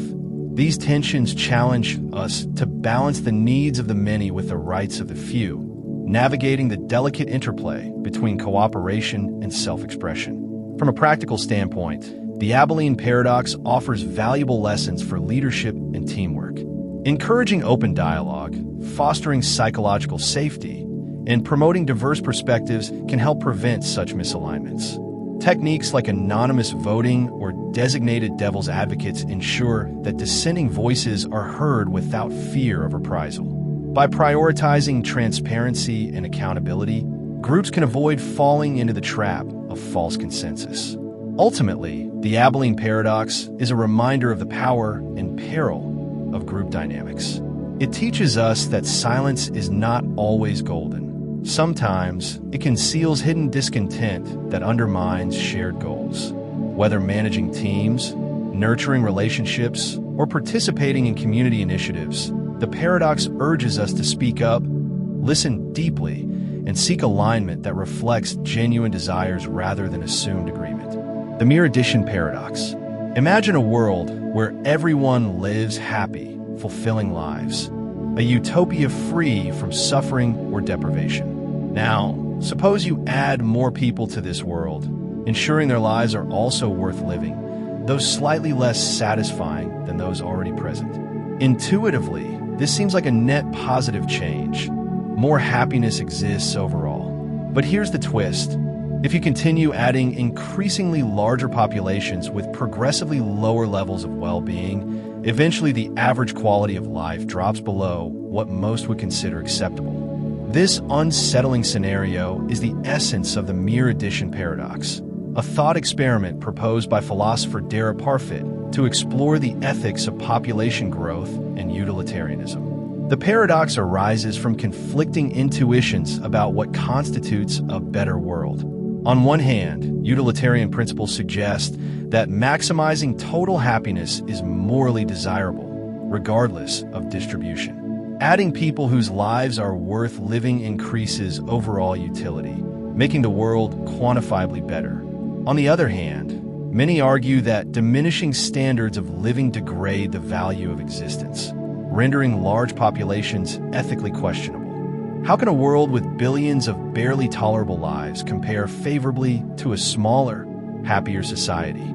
To resolve this tension, philosophers propose various ethical frameworks. One approach emphasizes average rather than total happiness, arguing that a higher mean well-being outweighs sheer numbers. Under this view, the Mere Addition Paradox dissolves because adding less satisfied individuals reduces the overall average, creating a worse outcome. However, critics counter that privileging averages ignores the intrinsic value of additional lives, potentially justifying neglecting marginalized groups whose inclusion lowers the mean. Another solution involves threshold deontology, which sets minimum standards for acceptable living conditions. According to this perspective, adding people is permissible only if their quality of life exceeds a certain baseline. While this addresses concerns about deteriorating standards, it raises new questions. Who determines the threshold? And how do we weigh trade-offs between quantity and quality? The Mere Addition Paradox also intersects with debates about sustainability and resource allocation. As global populations grow, societies face mounting pressures to provide food, water, healthcare, and shelter. Policymakers must grapple with whether expanding human numbers enhances or diminishes collective welfare, balancing economic growth against environmental degradation. The paradox underscores the complexity of these decisions, highlighting the need for nuanced approaches that integrate ecological, social, and ethical considerations. In literature and art, the paradox inspires explorations of dystopia and moral ambiguity. Stories set in overcrowded futures, like Brave New World or Children of Men, reflect anxieties about unchecked expansion and declining standards of living. These narratives probe the consequences of prioritizing quantity over quality, challenging readers to envision alternative paths forward. Psychologically, the paradox reveals cognitive dissonance when weighing competing values. Humans struggle to reconcile abstract ideals with concrete realities, oscillating between compassion for individuals and concern for broader trends. This internal conflict complicates efforts to address issues like poverty, migration, and climate change. requiring careful navigation of competing priorities. Philosophically, the paradox challenges notions of progress and morality. Let's talk about the wrong opinion paradox, a fun little brain twister that shows how tricky opinions can be. Imagine two kids arguing on the playground. One kid says, "Some opinions can be wrong." The other kid shakes their head and says, "No way. Opinions are just individuals' thoughts and feelings rather than objective facts, so they can't be wrong." Now here's where it gets silly. If opinions can't be wrong, like the second kid says, then the first kid's opinion, "Some opinions can be wrong," is totally fine and can't be wrong either. But wait, if that's true, then the second kid is right, which means opinions can't be wrong, but that makes the first kid wrong again. See the loop? It's like a merry-go-round of ideas. If opinions are always right, then saying opinions can be wrong must also be right. But if opinions can be wrong, then the idea that opinions can't be wrong falls apart too. This playful paradox shows how messy things get when we try to figure out if our thoughts are just feelings or if they need to follow rules. Are all opinions special snowflakes that can't be judged, or do some need to pass a test? It's a quirky puzzle that reminds us how funny and twisty thinking can be. The intrinsic value paradox. Consider a pristine, untouched wilderness teeming with life and breathtaking landscapes. Does this wilderness hold value simply because it exists, independent of any human use or appreciation? Or does its value depend on someone, somewhere, recognizing and benefiting from it, perhaps through tourism, scientific study, or even just the knowledge that such a place exists? This is the heart of the intrinsic value paradox. Can something possess inherent worth, regardless of external factors, or is all value ultimately dependent on an observer or beneficiary? The paradox forces us to confront fundamental questions about what we consider valuable and why. On one side, proponents of intrinsic value argue that certain things, like natural beauty, biodiversity, or even human life, possess an inherent dignity or worth that transcends any practical use. A majestic mountain range, they might say, is valuable in itself, even if no human ever sets eyes upon it. This perspective often underpins environmental ethics, driving conservation efforts based on the idea that nature has a right to exist, regardless of its utility to humans. On the other side, critics of intrinsic value argue that all value is ultimately extrinsic, that is, it arises from the relationship between something and a valuer. A diamond, for example, is only valuable because humans find it beautiful and desirable. If no conscious beings existed to appreciate it, a diamond would be just another rock. This view suggests that the wilderness only has value insofar as it provides something to someone: clean air, water, recreational opportunities, or even spiritual solace. The debate extends beyond environmental concerns. Consider a work of art hidden away in a vault, never seen by anyone. Does it still have artistic value? A proponent of intrinsic value might argue that its beauty and craftsmanship give it inherent worth, regardless of whether it's ever displayed. An opponent might counter that its value lies in its potential to inspire, provoke thought, or provide aesthetic pleasure, and that without an audience, this potential remains unrealized. The paradox also touches on ethical considerations. If human life has intrinsic value, then certain actions, like murder, are inherently wrong, regardless of the circumstances. But if all value is extrinsic, then morality becomes more relative, potentially dependent on cultural norms or individual preferences. This has profound implications for how we structure societies and make ethical judgments. In literature and art, the paradox is explored through narratives that examine the relationship between humans and the natural world, or between creators and their creations. Stories about isolated artists, undiscovered masterpieces, or pristine environments untouched by civilization often grapple with the question of whether value exists independently of observation and appreciation. Psychologically, the paradox highlights the human tendency to project our own values onto the world around us. We often struggle to separate our subjective experience of something from its objective existence. The very act of labeling something valuable implies a judgment, a perspective, and this raises the question of whether true objectivity is even possible. Philosophically, the intrinsic value paradox connects to broader debates about objectivity and subjectivity, realism and anti-realism. Realists argue that there are objective truths and values that exist independently of human minds. Anti-realists counter that all truth and value are constructed by human consciousness. The paradox of intrinsic value sits squarely at the intersection of these competing viewpoints. From a practical perspective, the paradox has implications for how we make decisions about resource allocation, conservation, and even artistic patronage. If we believe that certain things have intrinsic value, we might be more willing to protect them, even at a cost to ourselves. If we believe that all value is extrinsic, we might prioritize things that provide the greatest benefit to the greatest number of people. Ultimately, the intrinsic value paradox forces us to confront our own values and biases. It challenges us to consider whether anything truly exists in isolation, independent of any relationship or observer. It reminds us that the very act of valuing is a human endeavor, and that our perceptions shape the world we inhabit. Whether discussing a magnificent artwork or a delicate ecosystem, the paradox provides crucial insights into how we assign value. The paradox of deterrence.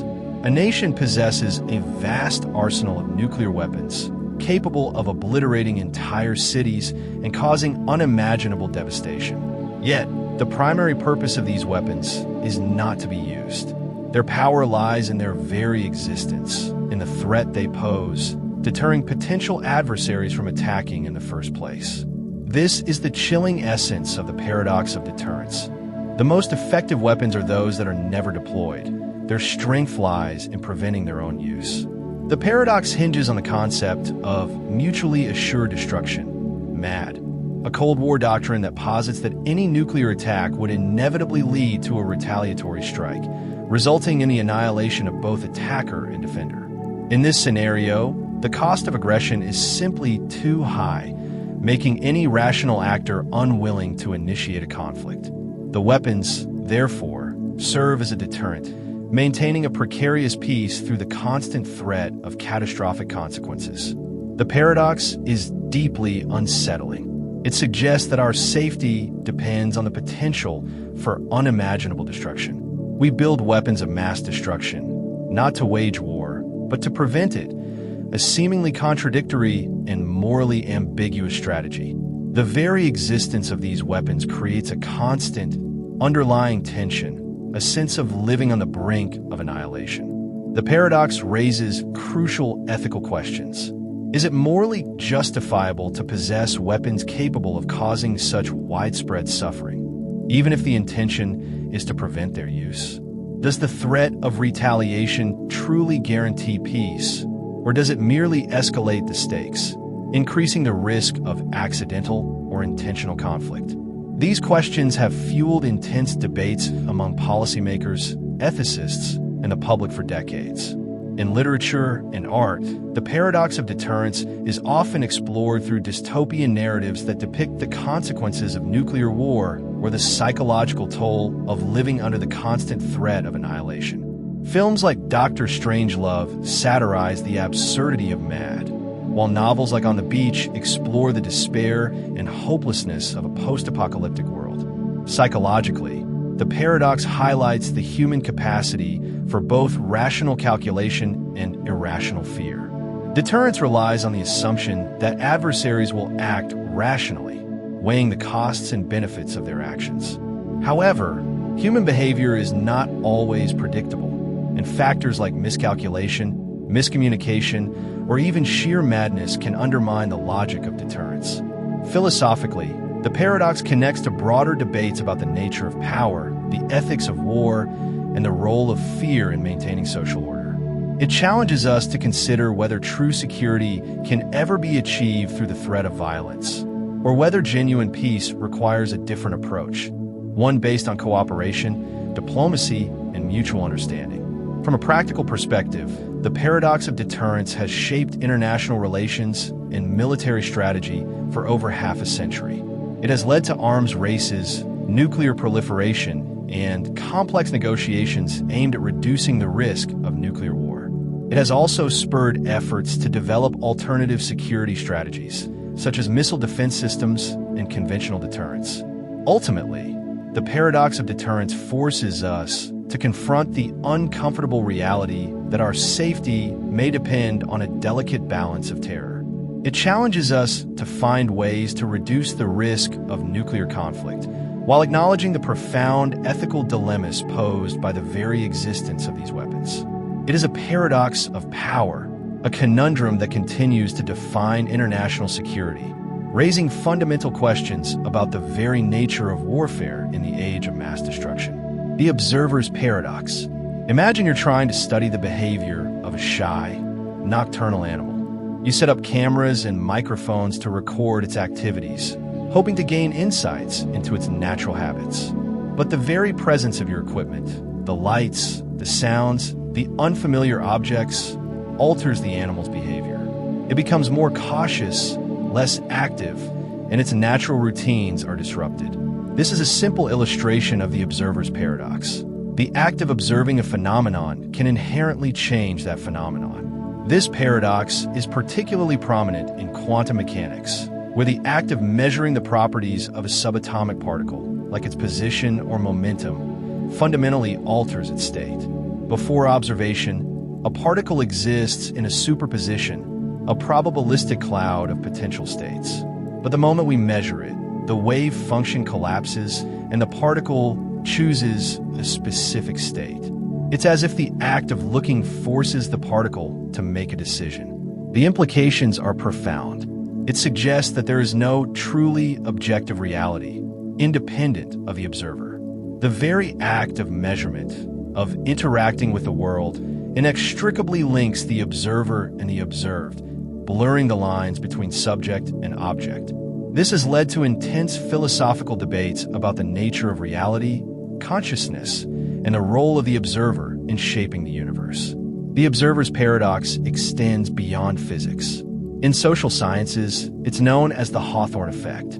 Studies have shown that people often change their behavior when they know they are being observed, even if the observation is unobtrusive. This can skew research results, making it difficult to determine whether observed changes are due to the intervention being studied or simply to the fact of being observed. In linguistics, the observer's paradox arises when researchers try to study natural language use. People often speak differently when they know they are being recorded or analyzed, becoming more formal, self-conscious, or even trying to perform for the researcher. This makes it challenging to capture truly authentic linguistic data. In literature and art, the paradox is explored through narratives that question the reliability of perception and the nature of reality. Stories with unreliable narrators, or those that delve into the subjective experience of consciousness, often grapple with the idea that our observations are always filtered through our own biases and perspectives. Psychologically, the paradox highlights the interconnectedness of the observer and the observed. It reminds us that we are not passive recipients of information, but active participants in shaping the reality we perceive. Our expectations, beliefs, and even our presence can influence the behavior of others and the outcomes of events. Philosophically, the observer's paradox challenges traditional notions of objectivity and determinism. It suggests that there may be fundamental limits to our ability to know the world independently of our interaction with it. It also raises questions about the nature of consciousness and its role in shaping reality. From a practical perspective, the paradox has implications for research methodology in a wide range of fields. Researchers must carefully consider how their presence and methods might be influencing the phenomena they are studying and develop strategies to minimize these effects. This might involve using unobtrusive observation techniques, conducting longitudinal studies, or employing statistical methods to control for observer effects. Ultimately, the observer's paradox reminds us that we are always part of the system we are studying. There is no neutral, detached viewpoint from which to observe the world. Our very presence, Our questions and our methods inevitably shape the reality we perceive. It is a paradox of knowledge, a fundamental limitation on our ability to separate ourselves from the intricate web of phenomena we call reality. The paradox of originality. In a world saturated with art, music, literature, and ideas accumulated over millennia, can anything truly be original? Every new creation, it seems, builds upon the foundations laid by those who came before. Every artist is influenced by their predecessors, consciously or unconsciously, drawing inspiration from existing styles, techniques, and themes. This is the essence of the paradox of originality. In a world overflowing with existing knowledge and creations, can genuine novelty exist, or is everything merely a remix, a reinterpretation, a variation on a pre-existing theme? The paradox challenges our romantic notions of the solitary genius, the artist who conjures something entirely new out of thin air. It suggests that creativity is not a purely individual act, but a collaborative process, a dialogue with the past.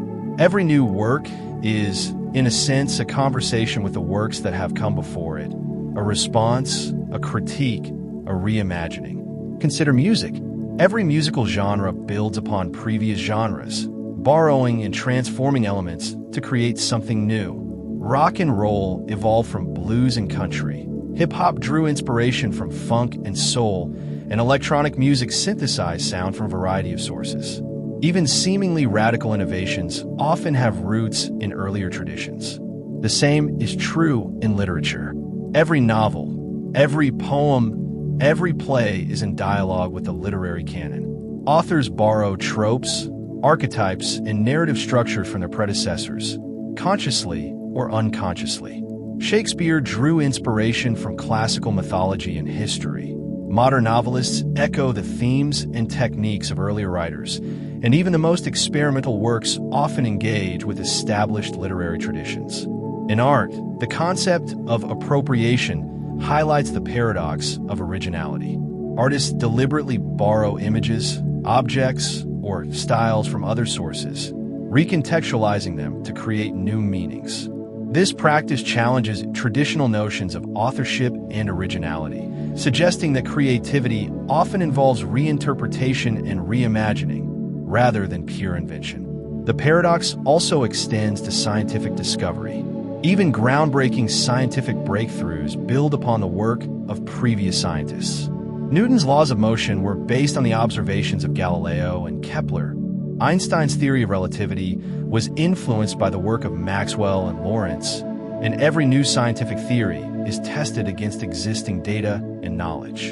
In literature and art, the paradox itself becomes a subject of exploration. Stories about artists struggling to create something truly original, or narratives that explicitly reference and reinterpret earlier works, often grapple with the question of whether genuine novelty is possible. Psychologically, the paradox of originality highlights the human need for both novelty and connection. We crave new experiences and ideas, but we also find comfort and meaning in the familiar.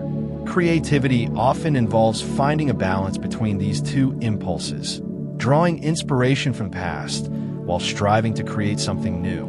Philosophically, the paradox connects to broader debates about the nature of creativity, the role of tradition, and the relationship between the individual and the collective. It challenges us to consider whether originality is a meaningful concept or whether it is an illusion, a product of our limited perspective.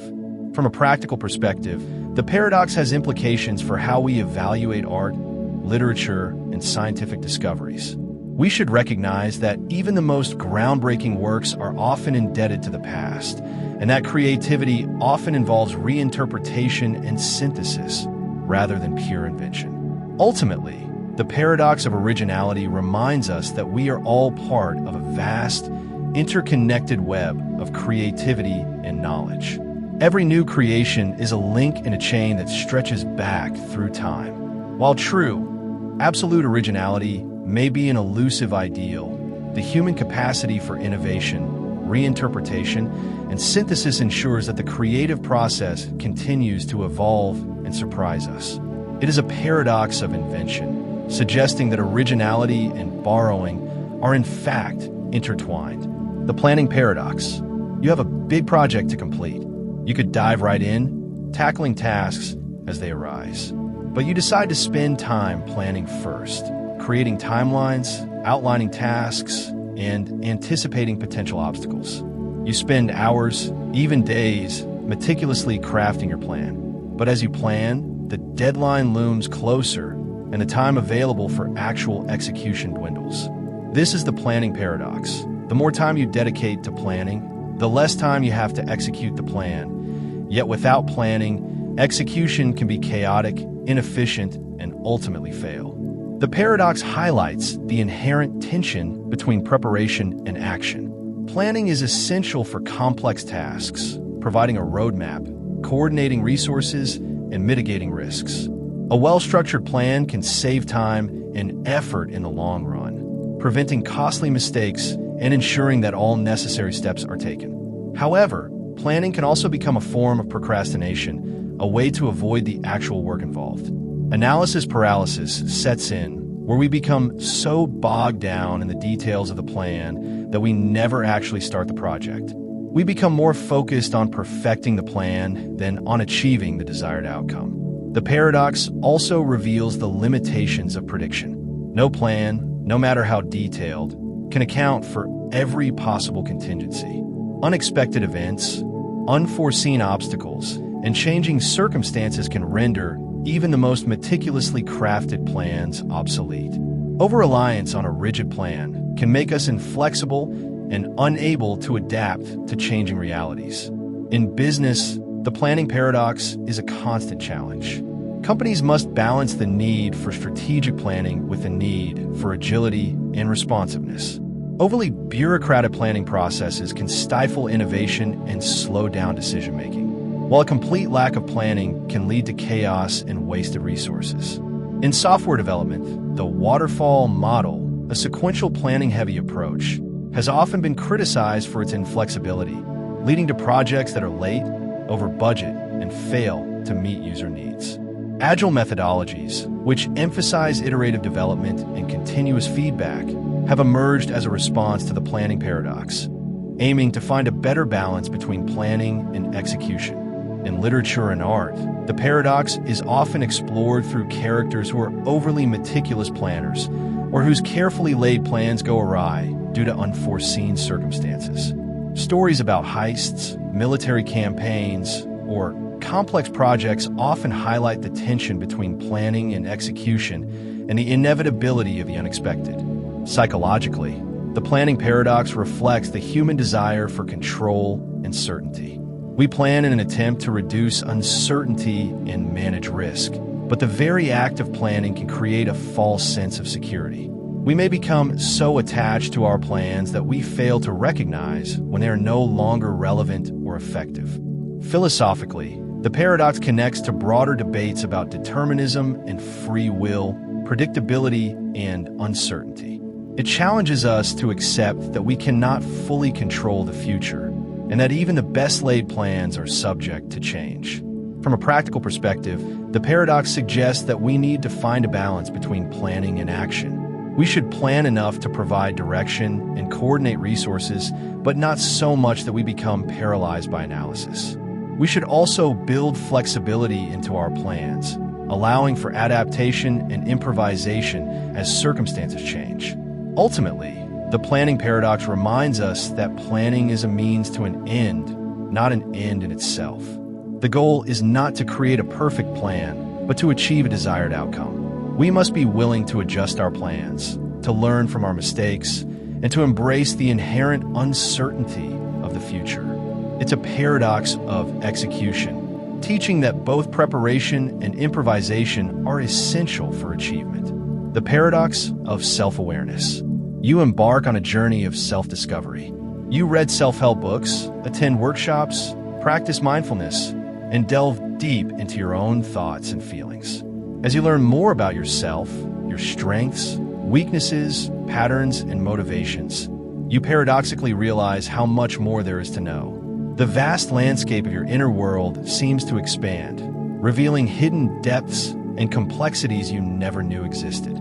This is the paradox of self-awareness. The more you understand yourself, the more you realize the immensity of what remains unknown, both about yourself and the universe. The paradox challenges the notion that self-knowledge is a finite, achievable goal. It suggests that the journey of self-discovery is an ongoing process, a spiral that deepens with each turn. The more we learn, the more we realize the limitations of our understanding.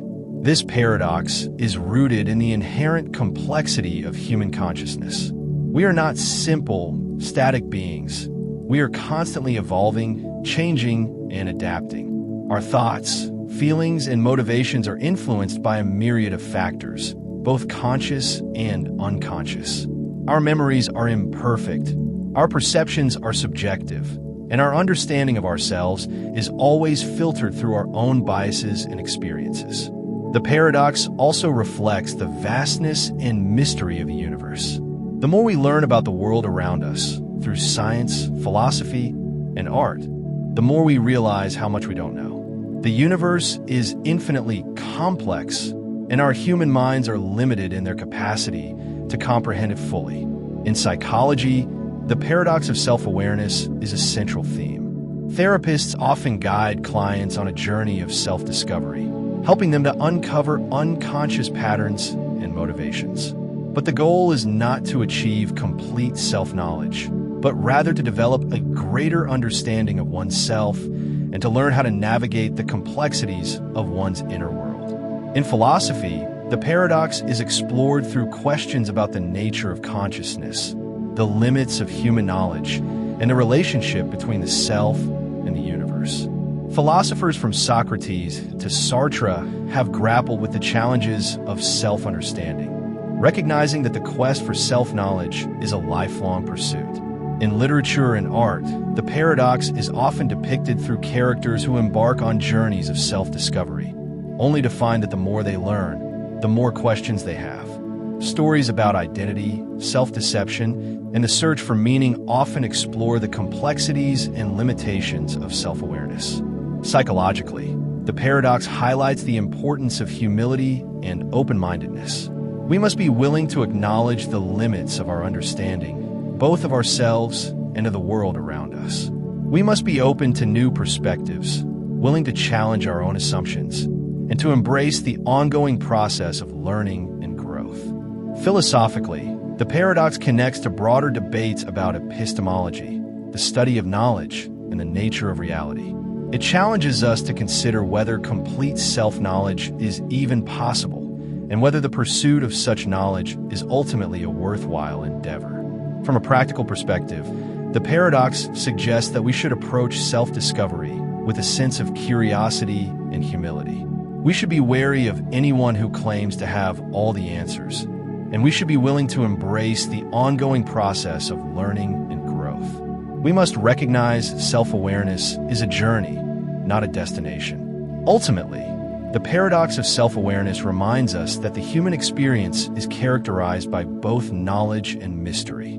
The more we learn about ourselves and the universe, the more we realize the vastness of what remains unknown. It is a paradox of understanding, one which highlights the limitless nature of self-exploration. The paradox of novelty.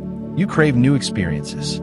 You travel to exotic places, try new foods, meet new people, and seek out anything that breaks the monotony of your daily routine. You are driven by a desire for novelty, for the excitement and stimulation of the unfamiliar.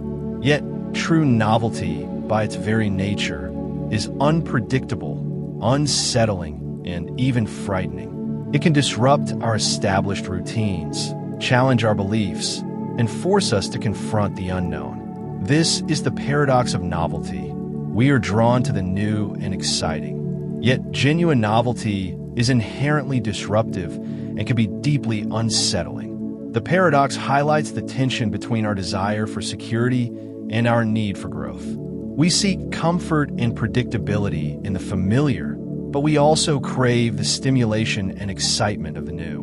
We want to expand our horizons, but we also fear the unknown. This tension is deeply rooted in our biology. Our brains are wired to detect and respond to novelty. New experiences trigger the release of dopamine, a neurotransmitter associated with pleasure and reward. This motivates us to explore our environment, to learn new things, and to adapt to changing circumstances. However, our brains are also wired to detect and respond to threats. The unknown can be dangerous, and our brains are designed to err on the side of caution. When we encounter something truly novel, something that doesn't fit into our existing frameworks of understanding, it can trigger fear, anxiety, and even a sense of disorientation. In psychology, the paradox of novelty is reflected in the concept of optimal arousal. We seek a level of stimulation that is neither too boring nor too overwhelming. Too little novelty leads to boredom and stagnation, while too much novelty leads to stress and anxiety. In marketing and advertising, the paradox is exploited to capture our attention. Advertisers use novel images, sounds, and messages to break through the clutter and grab our attention. But they must also be careful not to be too novel, as this can alienate or confuse consumers. In literature and art, the paradox is often explored through stories about journeys, exploration, and encounters with the unknown. Characters who venture into unfamiliar territory often face challenges and dangers, but they also experience growth and transformation. Stories about first contact with alien civilizations, or about the discovery of new lands or technologies, often grapple with the paradoxical nature of novelty.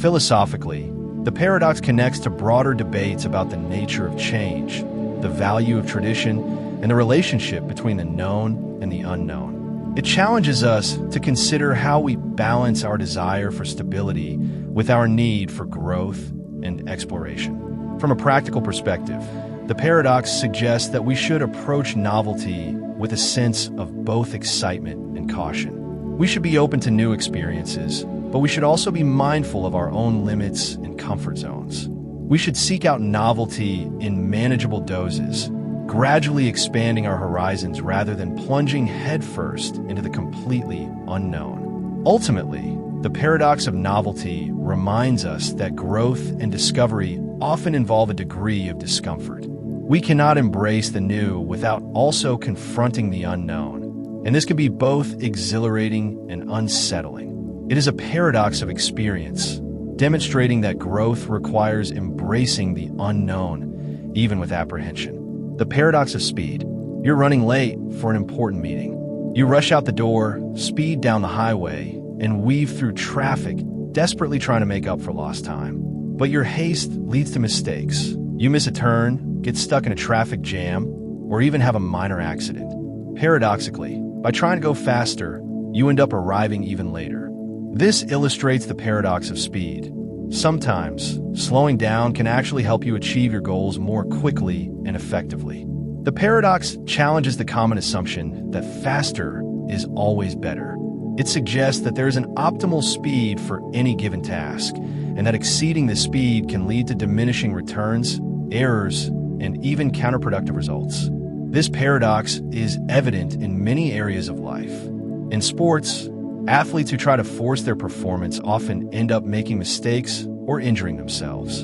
In business, companies that rush to launch products without proper testing or planning often encounter costly problems down the line. In learning, trying to cram too much information in too short a time can lead to poor retention and understanding.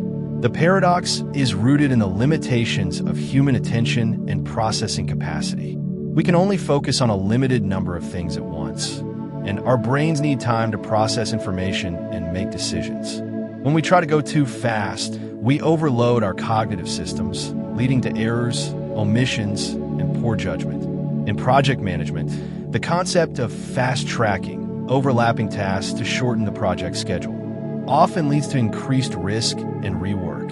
What seems like a shortcut can actually end up delaying the project due to unforeseen problems and dependencies. In manufacturing, the pursuit of ever-increasing speed can lead to quality control issues.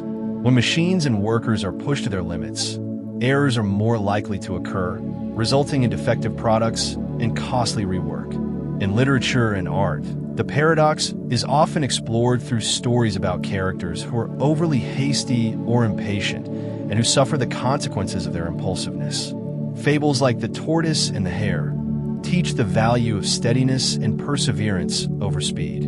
Psychologically, the paradox of speed highlights the importance of mindfulness and deliberate action. By slowing down, we can become more aware of our surroundings, pay closer attention to detail, and make more informed decisions. We can also reduce stress and improve our overall well-being. Philosophically, the paradox connects to broader debates about the value of time, the nature of progress, and the relationship between efficiency and effectiveness. It challenges us to consider whether our constant pursuit of speed is always justified, or whether we might benefit from slowing down and savoring the present moment. For a practical perspective, the paradox suggests that we should be mindful of our pace, both in our work and in our lives. We should strive for efficiency, but not at the expense of quality, accuracy, or well-being. We should be willing to slow down when necessary, to take breaks, and to prioritize tasks effectively. Ultimately, the paradox of speed reminds us that faster is not always better.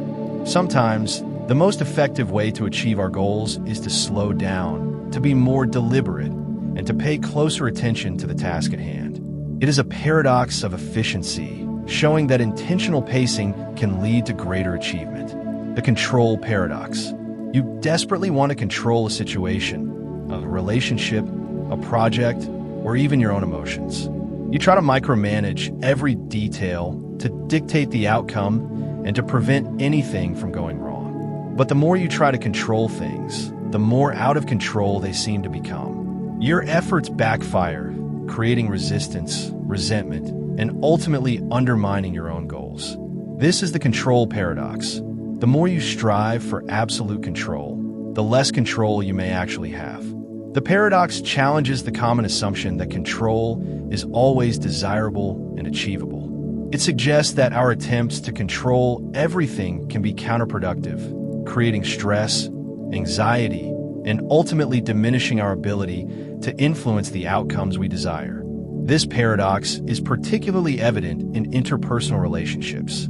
Trying to control another person, their thoughts, feelings, or actions often leads to resistance and conflict.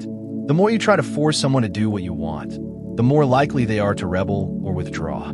Healthy relationships require trust, respect, and a willingness to allow others their autonomy. The control paradox is also evident in management and leadership. Micromanaging employees can stifle creativity, reduce motivation, and create a culture of fear. Effective leaders empower their teams, providing guidance and support, but also allowing individuals the freedom to make decisions and take ownership of their work. In our personal lives, the control paradox can manifest as anxiety and perfectionism.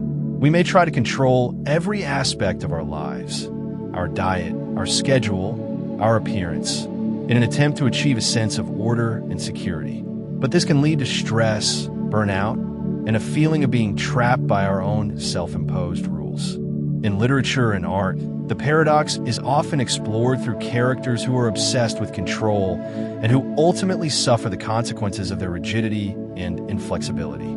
Stories about tyrannical rulers, obsessive-compulsive individuals, or controlling parents often illustrate the destructive nature of excessive control. Psychologically, the control paradox highlights the importance of acceptance and letting go.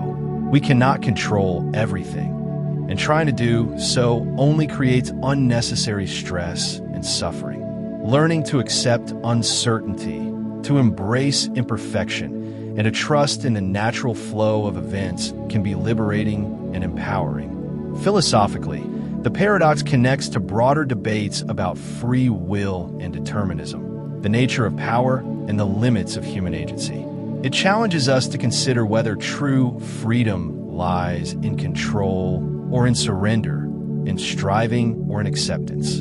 From a practical perspective, the paradox suggests that we should focus on influencing what we can control: our own actions, attitudes, and responses, and learn to accept what we cannot control: the actions of others, external events, and the inherent uncertainty of life. Ultimately, the control paradox reminds us that true power often lies not in domination, but in influence, not in force, but in flexibility, the fragility of power. From Mary Shelley's Frankenstein to Alan Moore's Watchmen, these narratives highlight the dangers of overreach and the importance of recognizing boundaries. Philosophically, the paradox also touches on existential themes. Human beings often yearn for mastery over uncertainty, seeking to conquer death, suffering, and ignorance. Yet, the pursuit of omnipotence, whether literal or metaphorical, reveals the futility of such ambitions. True fulfillment, the paradox suggests, may come not from dominating the world, but from accepting its complexities and imperfections. Ultimately, the ontological paradox is less about solving contradictions and more about embracing mystery. It reminds us that some aspects of existence resist explanation, defying our attempts to impose order. Whether viewed as a cautionary tale about meddling with time or a celebration of infinity's beauty, the paradox challenges us to expand our imaginations and perhaps accept that not all questions have answers. The Banach-Tarski Paradox. Imagine you have a solid sphere, like a perfectly smooth orange. Now, picture taking a knife and slicing it into pieces. Not just ordinary slices, but strange, abstract shapes that defy conventional geometry. Next, rearrange those pieces without stretching or altering them in any way. And suddenly, you've created two identical spheres, each the exact size and volume of the original.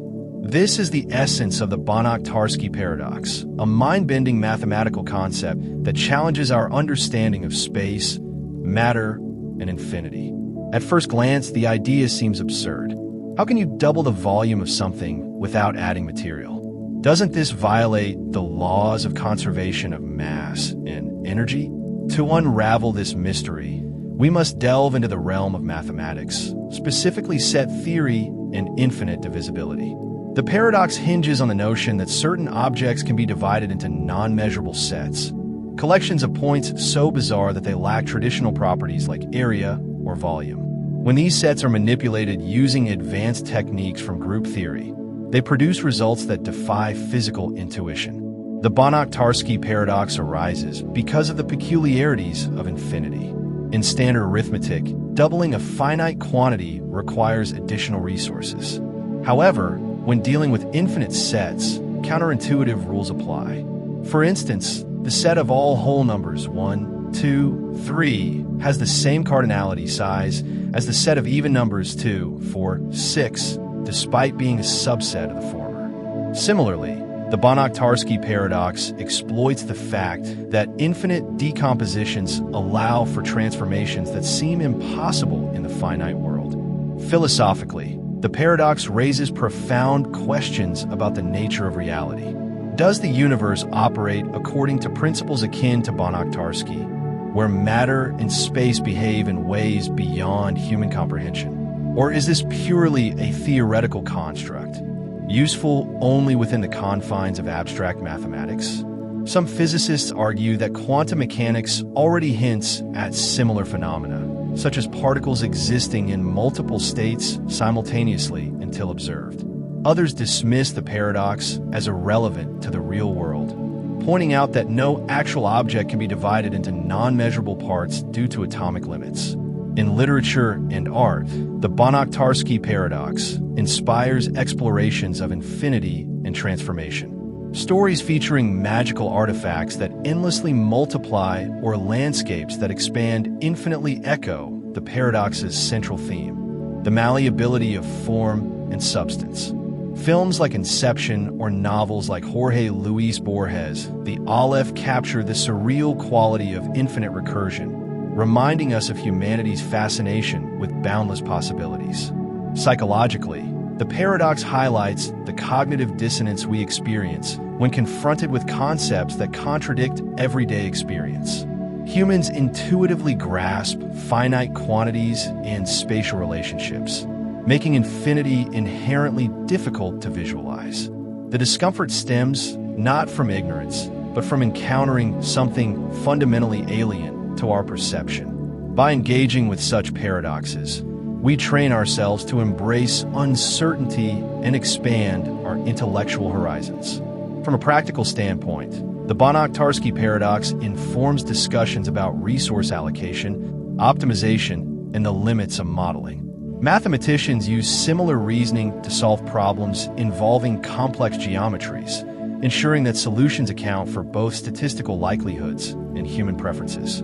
Governments apply analogous principles when designing social programs, weighing costs against benefits to optimize societal well-being. Ultimately, the Banach-Tarski Paradox is less about resolving contradictions and more about marveling at the mysteries of infinity.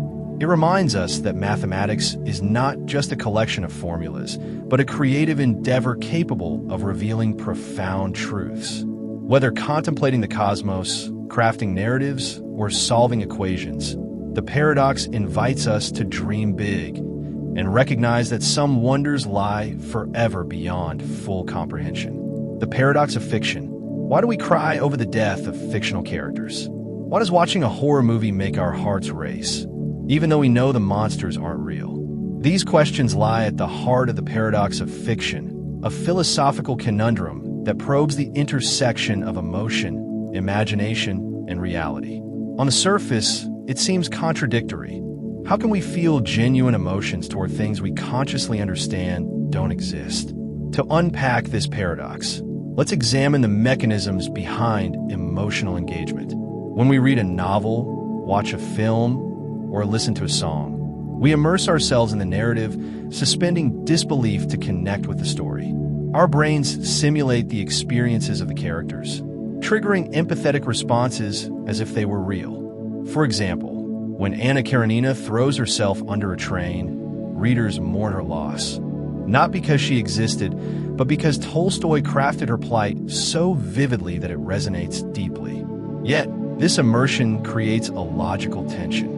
If we know the events are fabricated, why do they evoke such strong reactions? One explanation lies in the dual processing nature of the human mind. While our rational faculties recognize fiction as unreal, our emotional systems respond instinctively, bypassing critical analysis.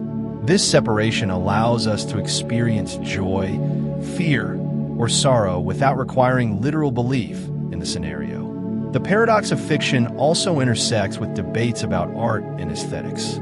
Philosophers like David Hume argued that great works of fiction possess an intrinsic power to move us, transcending their artificial origins. Others suggest that our emotional investment stems from projecting personal meaning onto the narrative, finding reflections of our own struggles and aspirations. Regardless of interpretation, the paradox underscores the transformative potential of storytelling. In popular culture, the paradox manifests in countless forms. From tear-jerking dramas to adrenaline-pumping thrillers, creators deliberately craft scenarios designed to elicit visceral reactions. Video games take this a step further, allowing players to interact directly with fictional worlds, deepening emotional stakes through agency.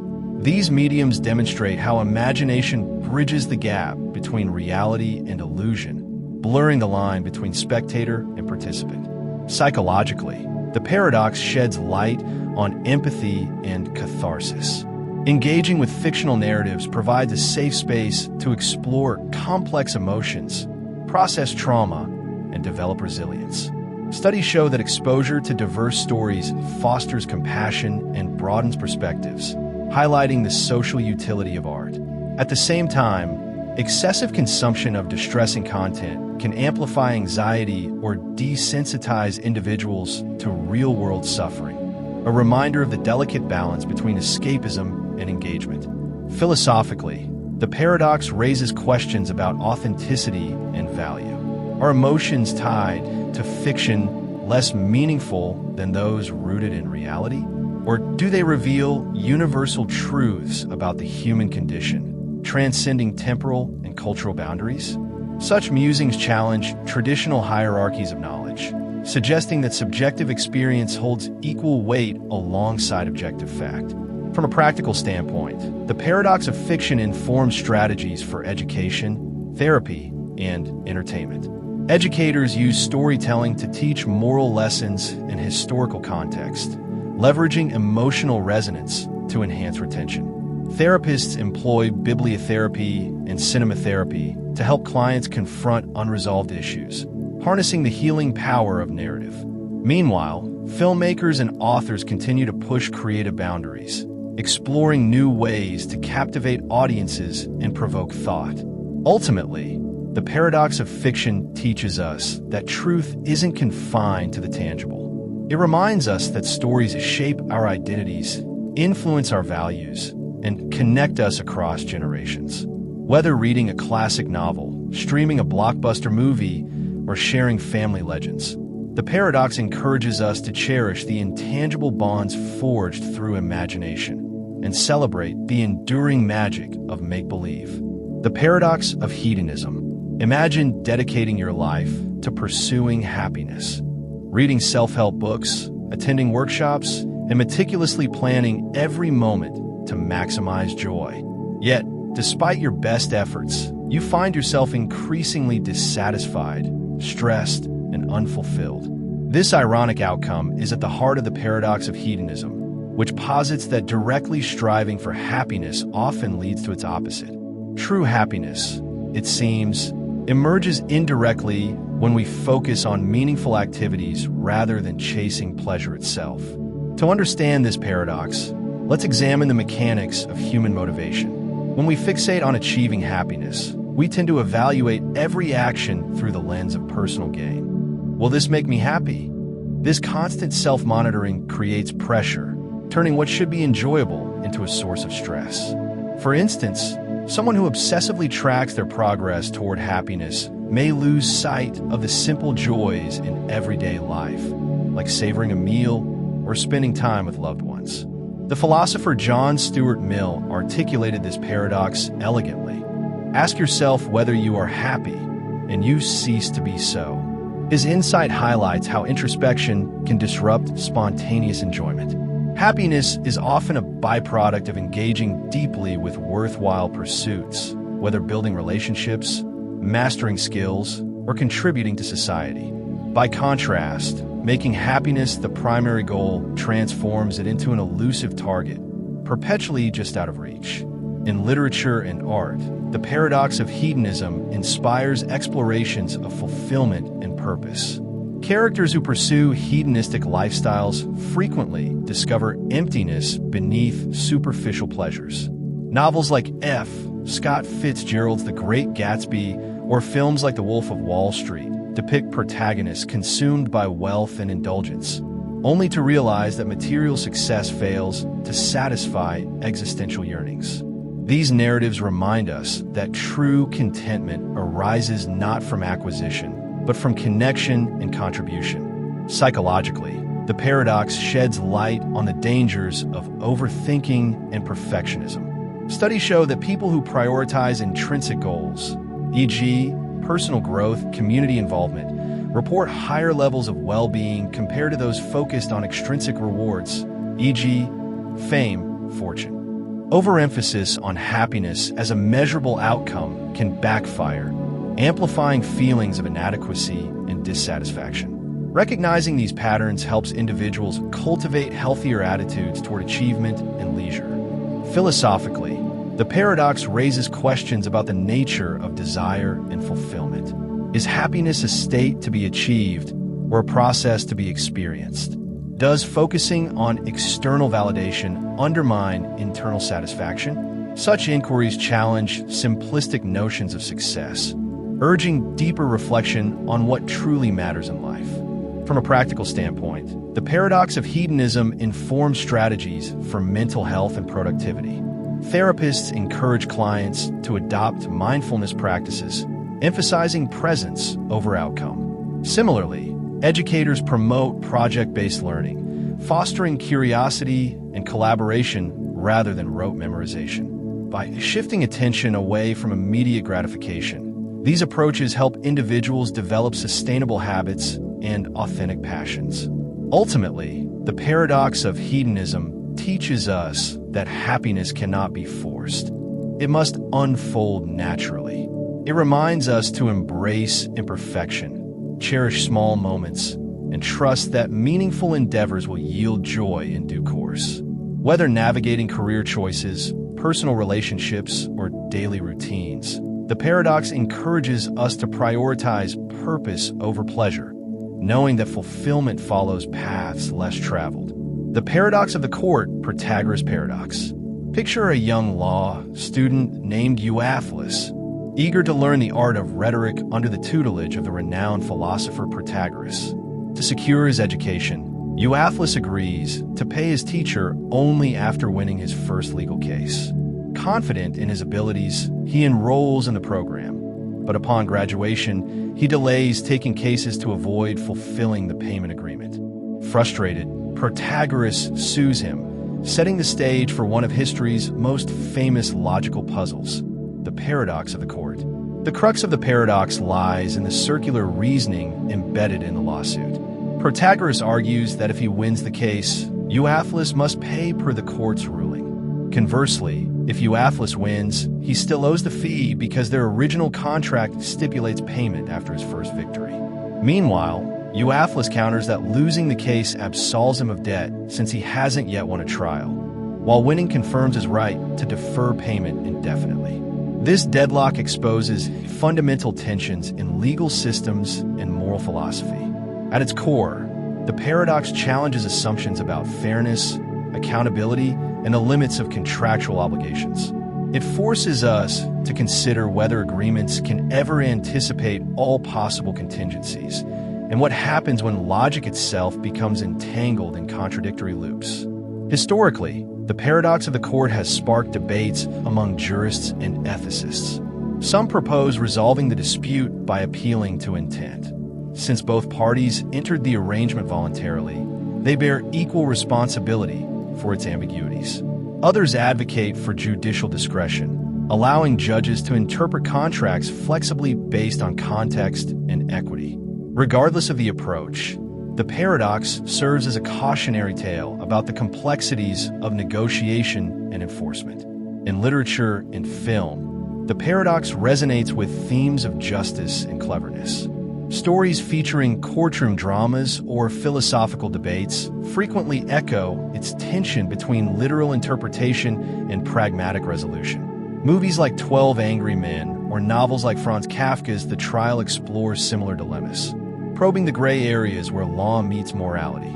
Psychologically, the paradox illustrates cognitive biases like framing effects and confirmation bias. Humans tend to interpret rules and agreements through subjective lenses, privileging interpretations that align with personal interests. This selective reasoning complicates efforts to resolve disputes fairly, requiring careful navigation of competing narratives. Philosophically, the paradox raises questions about authority and autonomy. Does adherence to formal structures outweigh individual agency, or vice versa? Are there universal principles governing ethical conduct, or does morality depend on situational factors? Such inquiries blur traditional dichotomies, inviting deeper reflection on the interplay between order and freedom. From a practical standpoint, the paradox of the court informs strategies for drafting contracts and resolving conflicts. Lawyers emphasize clarity and specificity, anticipating potential loopholes to prevent exploitation. Mediators employ techniques like active listening and reframing, ensuring that discussions remain constructive rather than adversarial. By prioritizing transparency and empathy, practitioners mitigate risks associated with ambiguous terms. Ultimately, the paradox of the court teaches us that language is both a tool and a trap. It reminds us to scrutinize agreements carefully, balancing precision with flexibility to accommodate unforeseen circumstances. Whether negotiating business deals, settling disputes, or navigating interpersonal dynamics, the paradox encourages us to communicate thoughtfully, recognizing that words carry weight and consequences. The paradox of thrift. Imagine a society gripped by economic uncertainty. Fearing layoffs and rising costs, individuals decide to save more and spend less, a seemingly prudent response to financial instability. However, as everyone tightens their belts, businesses see declining sales, leading to reduced production, layoffs, and further economic contraction. This counterintuitive phenomenon is known as the paradox of thrift, where collective attempts to improve personal financial security inadvertently harm the broader economy. At its core, the paradox highlights the tension between microeconomic behavior and macroeconomic outcomes.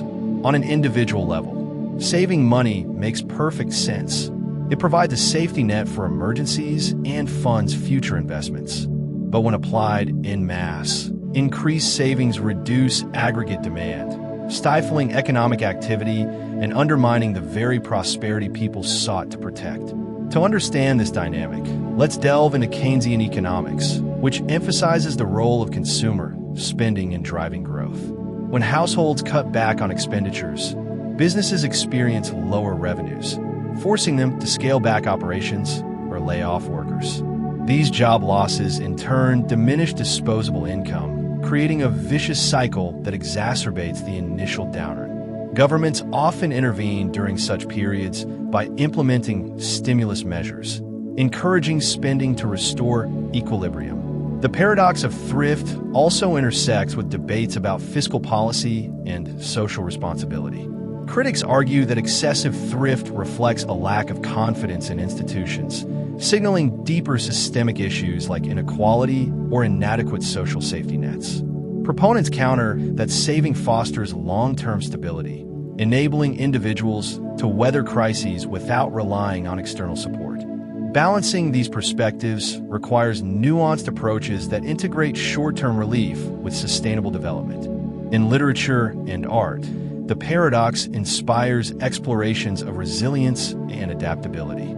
Characters navigating economic hardships frequently embody the tension between self-preservation and communal well-being. Novels like John Steinbeck's The Grapes of Wrath or films like It's a Wonderful Life depict communities grappling with scarcity, highlighting the importance of solidarity and shared sacrifice. These narratives remind us that collective action can overcome adversity, fostering hope amidst despair. Psychologically, the paradox sheds light on risk aversion and herd mentality.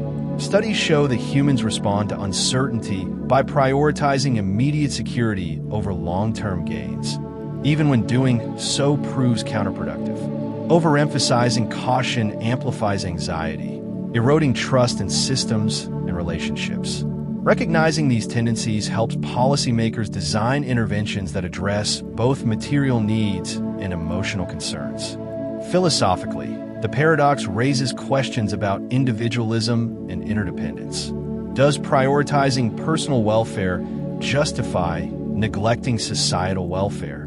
Or does mutual reliance enhance overall well-being? Are there ethical limits to self-interest, beyond which actions become detrimental to others? Such musings challenge traditional notions of autonomy, suggesting that cooperation plays a vital role in human flourishing. From a practical standpoint, the paradox of thrift informs strategies for managing recessions and promoting recovery. Economists advocate for policies that incentivize consumption, such as tax cuts, direct payments, or public works projects. Businesses employ similar tactics to stimulate demand, offering discounts, loyalty programs, or flexible payment options. By aligning incentives with desired behaviors, stakeholders mitigate risks associated with reduced spending. Ultimately, the paradox of thrift teaches us that economies thrive on balance, not extremes.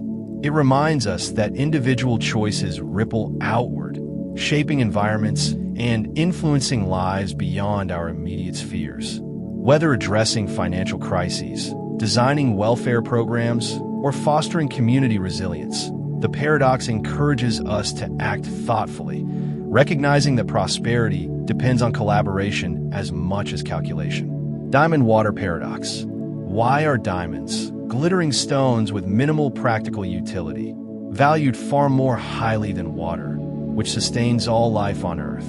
This question lies at the heart of the paradox of value. also known as the diamond water paradox, articulated by economist Adam Smith. At first glance, the disparity seems irrational. Without water, humanity would perish, yet we willingly pay exorbitant sums for gems that serve no essential purpose. To resolve this paradox, economists distinguish between total utility and marginal utility. Water is abundant and readily available, meaning its marginal utility. The additional satisfaction gained from consuming one more unit is relatively low despite its immense total utility. Diamonds, on the other hand, are scarce, making each additional unit highly valuable. Thus, market prices reflect not intrinsic worth, but relative scarcity and subjective perception. The paradox of value extends beyond commodities, influencing how we assess worth in various domains. For example, why do celebrity endorsements command astronomical fees, while teachers and nurses receive modest salaries? Why do luxury brands charge premium rates for products indistinguishable from cheaper alternatives? These discrepancies reveal the role of branding, status, and cultural norms in shaping value judgments. In literature and art, the paradox serves as a metaphor for superficiality and depth. Characters who prioritize appearances over substance frequently encounter disillusionment, discovering too late the hollowness of their pursuits. Novels like Émile Zola's The Lady's Paradise or films like The Devil Wears Prada critique consumer culture, exposing the emptiness behind material obsessions. These narratives encourage readers to question societal values, seeking authenticity amid artificiality. Psychologically, the paradox highlights cognitive biases like anchoring and framing effects. Humans assign value based on context rather than objective criteria, privileging rarity and exclusivity over functionality and necessity. This selective evaluation complicates efforts to allocate resources fairly, requiring careful navigation of competing priorities. Philosophically, the paradox raises questions about objectivity and subjectivity. Is value an inherent property of objects, or is it entirely constructed through human interaction? Does scarcity justify premium pricing, or should ethics guide distribution? Such inquiries blur traditional boundaries, inviting deeper reflection on the foundations of economic systems. From a practical standpoint, the paradox of value informs strategies for marketing, pricing, and resource allocation. Companies leverage scarcity to create urgency, offering limited edition products or exclusive experiences. Governments use similar principles to manage natural resources, ensuring sustainable usage while preventing exploitation. By balancing supply and demand, stakeholders optimize outcomes for producers and consumers alike. Ultimately, the paradox of value teaches us that worth is fluid, shaped by perception and context. It reminds us to evaluate choices critically, distinguishing between fleeting trends and enduring significance. Whether navigating consumer markets, environmental policies, or personal finances, the paradox encourages us to prioritize substance over spectacle, recognizing that true value transcends price tags. The buttered cat paradox. Picture a cat dropped from a height, a classic physics experiment demonstrating feline agility. Cats almost always land on their feet, thanks to their remarkable reflexes and flexible bodies. Now imagine strapping a piece of buttered toast to the cat's back, butter side up. According to two popular adages, that cats always land on their feet and that buttered toast always lands butter side down. What happens when you drop this bizarre hybrid creature? Will it hover midair, spinning indefinitely? This whimsical thought experiment, known as the buttered cat paradox, combines humor with philosophical inquiry, challenging assumptions about causality and physical laws. While purely hypothetical, the paradox invites speculation about the interplay between competing forces and the limits of logical reasoning. To unpack the scenario, let's examine the underlying principles.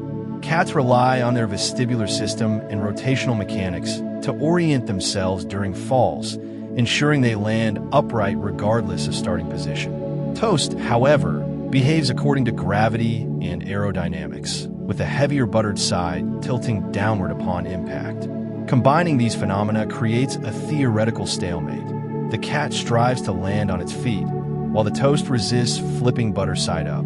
The absurdity of the situation underscores broader themes about contradiction and resolution. In real-world contexts, opposing forces rarely cancel each other out completely. Instead, they interact dynamically, producing emergent behaviors. For example, ecosystems maintain equilibrium through feedback loops, adjusting to disturbances without collapsing entirely. Similarly, technological innovations often arise from reconciling conflicting requirements, balancing efficiency with usability. In literature and art, the paradox inspires explorations of duality and harmony. Characters caught between conflicting desires frequently embody the tension between order and chaos, seeking compromise amid irreconcilable demands. Movies like Groundhog Day or novels like Douglas Adams' The Hitchhiker's Guide to the Galaxy explore similar dilemmas, celebrating absurdity while affirming the search for meaning. These narratives remind us that contradictions fuel creativity, inspiring solutions that transcend binary oppositions. Psychologically, the paradox illustrates cognitive dissonance and problem-solving. Humans excel at identifying patterns and causal relationships, but these skills falter when faced with circular dependencies or contradictory constraints. The discomfort stems from encountering situations that defy conventional logic, prompting deeper analysis and innovation. Philosophically, the paradox raises questions about determinism and free will. Do external forces dictate outcomes, or do internal mechanisms assert agency? Are there universal principles governing interactions, or does context determine behavior? Such musings blur traditional categories, urging reflection on the nature of reality and possibility. From a practical standpoint, the buttered cat paradox informs strategies for conflict resolution and decision-making. Leaders emphasize collaboration, integrating diverse perspectives to achieve consensus. Engineers design systems that anticipate trade-offs, optimizing performance under varying conditions. By embracing complexity, practitioners navigate challenges effectively, transforming paradoxes into opportunities. Ultimately, the buttered cat paradox teaches us to embrace absurdity and ambiguity. It reminds us that humor and imagination enrich understanding, illuminating truths obscured by seriousness. Whether pondering scientific mysteries, artistic expressions, or everyday puzzles, the paradox encourages us to laugh at contradictions and marvel at the infinite potential hidden within the ordinary. The paradox of automation. Imagine a factory where robots perform every task, from assembling products to packaging and shipping them. At first glance, this seems like a utopia of efficiency. Machines work tirelessly without breaks, errors are minimized, and production costs plummet. Yet, as automation replaces human labor, unemployment rises, consumer spending power declines, and the very economic systems that automation sought to optimize begin to falter. This is the essence of the paradox of automation, a counterintuitive phenomenon where technological progress can inadvertently undermine the prosperity it aims to enhance. At its core, the paradox highlights the tension between productivity and employment. Automation excels at streamlining processes, reducing waste, and increasing output, benefits that seem universally positive. However, when large segments of the workforce are displaced by machines, the ripple effects disrupt economies. Fewer jobs mean less disposable income for consumers, which in turn reduces demand for goods and services. Businesses respond by scaling back operations or automating further, perpetuating a cycle that exacerbates inequality and stagnation. To understand this dynamic, let's examine historical precedents.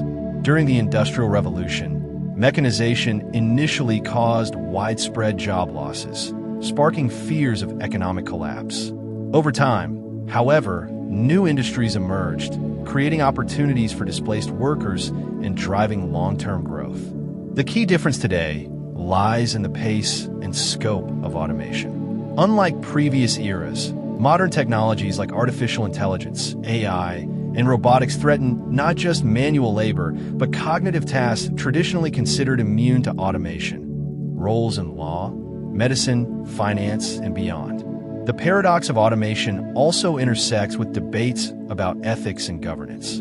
Critics argue that unchecked automation prioritizes profit over people, widening wealth gaps and eroding social cohesion. Proponents counter that innovation drives progress, enabling humanity to tackle pressing challenges like climate change, healthcare access, and food security. Bridging these perspectives requires policies that balance efficiency with equity, ensuring that technological advancements benefit society as a whole. In literature and art, the paradox inspires explorations of dystopia and resilience. Characters navigating automated futures frequently embody the tension between convenience and control. Novels like Kurt Vonnegut's Player Piano or films like the Terminator series depict worlds dominated by machines, warning readers of the dangers of relinquishing autonomy to technology. These narratives remind us that tools shape their users, and that unchecked reliance on automation risks dehumanizing both creators and beneficiaries. Psychologically, the paradox sheds light on anxiety and adaptation. Studies show that humans respond to rapid change with stress and resistance, even when innovations promise long-term benefits. Fear of obsolescence amplifies insecurity, undermining trust in institutions and relationships. Recognizing these tendencies helps leaders design transitions that address emotional concerns alongside practical needs. Philosophically, the paradox raises questions about agency and identity. Does reliance on machines diminish human creativity, or does it free us to pursue higher aspirations? Are there ethical limits to delegation, beyond which actions become detrimental to moral integrity? Such inquiries challenge traditional notions of progress, suggesting that advancement depends on values as much as capabilities. From a practical standpoint, the paradox of automation informs strategies for workforce development and regulatory oversight. Policymakers advocate for retraining programs, universal basic income, UBI, and public-private partnerships to mitigate disruptions caused by automation. Businesses employ similar tactics to foster inclusivity, investing in employee upskilling and community engagement. By aligning incentives with desired outcomes, stakeholders ensure that technology serves humanity rather than subjugates it. Ultimately, the paradox of automation teaches us that innovation demands responsibility. It reminds us that tools amplify intentions, for better or worse, and that true progress requires foresight, empathy, and collaboration. Whether addressing workplace transformations, environmental sustainability, or societal well-being, the paradox encourages us to act thoughtfully, recognizing that prosperity depends on purpose as much as productivity. The paradox of choice. Imagine walking into a grocery store to buy jam. You're greeted by an aisle stocked with dozens of options: strawberry, raspberry, blueberry, organic, low-sugar, exotic blends. The list goes on. Initially, the variety seems exciting, promising endless possibilities. But as you stand there, overwhelmed by decisions, your enthusiasm wanes. What started as freedom begins to feel like a burden. This is the essence of the paradox of choice, a psychological phenomenon where too many options lead not to satisfaction, but to anxiety, indecision, and dissatisfaction. At its heart, the paradox challenges assumptions about consumer behavior and personal autonomy. Conventional wisdom suggests that more choices empower individuals, enabling them to find precisely what they want. However, studies conducted by psychologist Barry Schwartz reveal that excessive options often have the opposite effect. When faced with overwhelming variety, people struggle to evaluate alternatives, fear making suboptimal decisions, and regret their choices afterward, even if those decisions are objectively good. To unpack this dynamic, let's examine the cognitive load imposed by decision-making. Each additional option increases complexity, requiring more effort to compare features, weigh trade-offs, and predict outcomes. For instance, choosing between two smartphones feels manageable, but selecting among 20 strains mental resources, leaving individuals fatigued and uncertain. Moreover, the anticipation of regret amplifies pressure, making even trivial decisions feel consequential. The paradox of choice extends beyond shopping, influencing how we approach life's major milestones. From career paths to romantic partners, the proliferation of possibilities creates a culture of perpetual comparison. Social media exacerbates this trend, showcasing curated highlight reels that set unrealistic benchmarks for success and happiness. As a result, individuals hesitate to commit, fearing they might miss out on something better, a mindset known as FOMO, fear of missing out. In literature and art, the paradox serves as a metaphor for longing and discontent. Characters paralyzed by indecision frequently embody the tension between freedom and fulfillment. Novels like Leo Tolstoy's Anna Karenina or films like Sideways explore similar dilemmas, probing the consequences of privileging options over action. These narratives remind us that choice carries weight, and that sometimes the wisest move is simply deciding. Psychologically, the paradox highlights the dangers of overthinking and perfectionism. Humans crave certainty, yet abundant choices introduce ambiguity, complicating efforts to achieve clarity. Overemphasizing optimization amplifies dissatisfaction, eroding confidence in judgment and intuition. Recognizing these patterns helps individuals cultivate healthier attitudes toward decision-making, embracing imperfection and trusting gut instincts. Philosophically, the paradox raises questions about authenticity and value. Does abundance enhance quality of life, or does it dilute meaning by fragmenting attention? Are there ethical limits to variety, beyond which options become overwhelming rather than liberating? Such musings challenge simplistic notions of freedom, suggesting the constraints play a vital role in fostering contentment. From a practical standpoint, the paradox of choice informs strategies for marketing, education, and self-improvement. Companies streamline product lines, emphasizing simplicity and differentiation to reduce cognitive overload. Educators promote guided discovery, offering structured frameworks to help students navigate complex topics. Meanwhile, individuals adopt minimalist philosophies, decluttering environments and schedules to focus on essentials. By prioritizing clarity and purpose, stakeholders mitigate risks associated with excessive choice. Ultimately, the paradox of choice teaches us that less is often more. It reminds us to embrace simplicity, cherish small moments, and recognize that true satisfaction arises not from endless options, but from meaningful commitments. Whether navigating daily routines, career trajectories, or personal relationships, the paradox encourages us to prioritize depth over breadth, knowing that fulfillment follows paths less cluttered. The paradox of the stone. Imagine an all-powerful being tasked with creating a stone so heavy that even they cannot lift it. If they succeed, then there exists something they cannot do: lift the stone, contradicting their omnipotence. Conversely, if they fail, then there's also something they cannot do: create the stone. This logical conundrum, known as the paradox of the stone, has puzzled theologians, philosophers, and skeptics alike for centuries.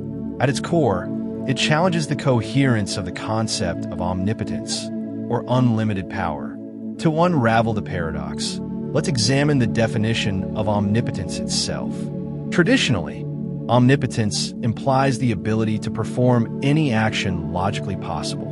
Critics argue that creating a stone too heavy to lift constitutes a logical impossibility, akin to drawing square circles or causing married bachelors to exist. Under this interpretation, the paradox dissolves because omnipotence doesn't require violating the laws of logic. It only necessitates mastery over feasible actions. However, proponents of the paradox counter that restricting omnipotence to logical possibilities undermines its absoluteness. If omnipotence excludes certain tasks, is it truly unlimited? Or does this qualification imply that logic constrains divine power? Such questions blur the boundaries between metaphysics and epistemology, challenging believers and skeptics alike to reconsider what it means to wield ultimate authority. In literature and art, the paradox inspires explorations of hubris and humility. Characters who strive for godlike control frequently encounter their own limitations, learning painful lessons about the fragility of power. Novels like Mary Shelley's Frankenstein or films like Bruce Almighty depict protagonists grappling with responsibilities beyond their grasp, reminding us that strength lies not in domination, but in restraint. Psychologically, the paradox illustrates the dangers of overconfidence and oversimplification. Humans excel at pattern recognition and causal reasoning, but these skills falter when faced with circular dependencies or contradictory constraints. The discomfort stems from encountering situations that defy conventional logic, prompting deeper analysis and innovation. Philosophically, the paradox raises questions about determinism and free will. Does omnipotence imply foreknowledge of all events, including future choices? If so, does this preclude genuine freedom, or does omniscience coexist harmoniously with autonomy? Such inquiries blur traditional dichotomies, urging reflection on the interplay between order and chaos. From a practical standpoint, the paradox of the stone informs discussions about governance, ethics, and morality. Leaders emphasize accountability, acknowledging that power must be tempered by responsibility to avoid abuse. Similarly, educators promote critical thinking, encouraging students to question assumptions and reconcile contradictions. By embracing nuance, practitioners navigate challenges effectively, transforming paradoxes into opportunities. Ultimately, the paradox of the stone teaches us that absolutes rarely exist in practice. It reminds us that definitions carry weight, and that understanding requires balancing precision with flexibility. Whether addressing theological debates, philosophical inquiries, or everyday dilemmas, the paradox encourages us to think critically, recognizing that truth often resides in the spaces between extremes.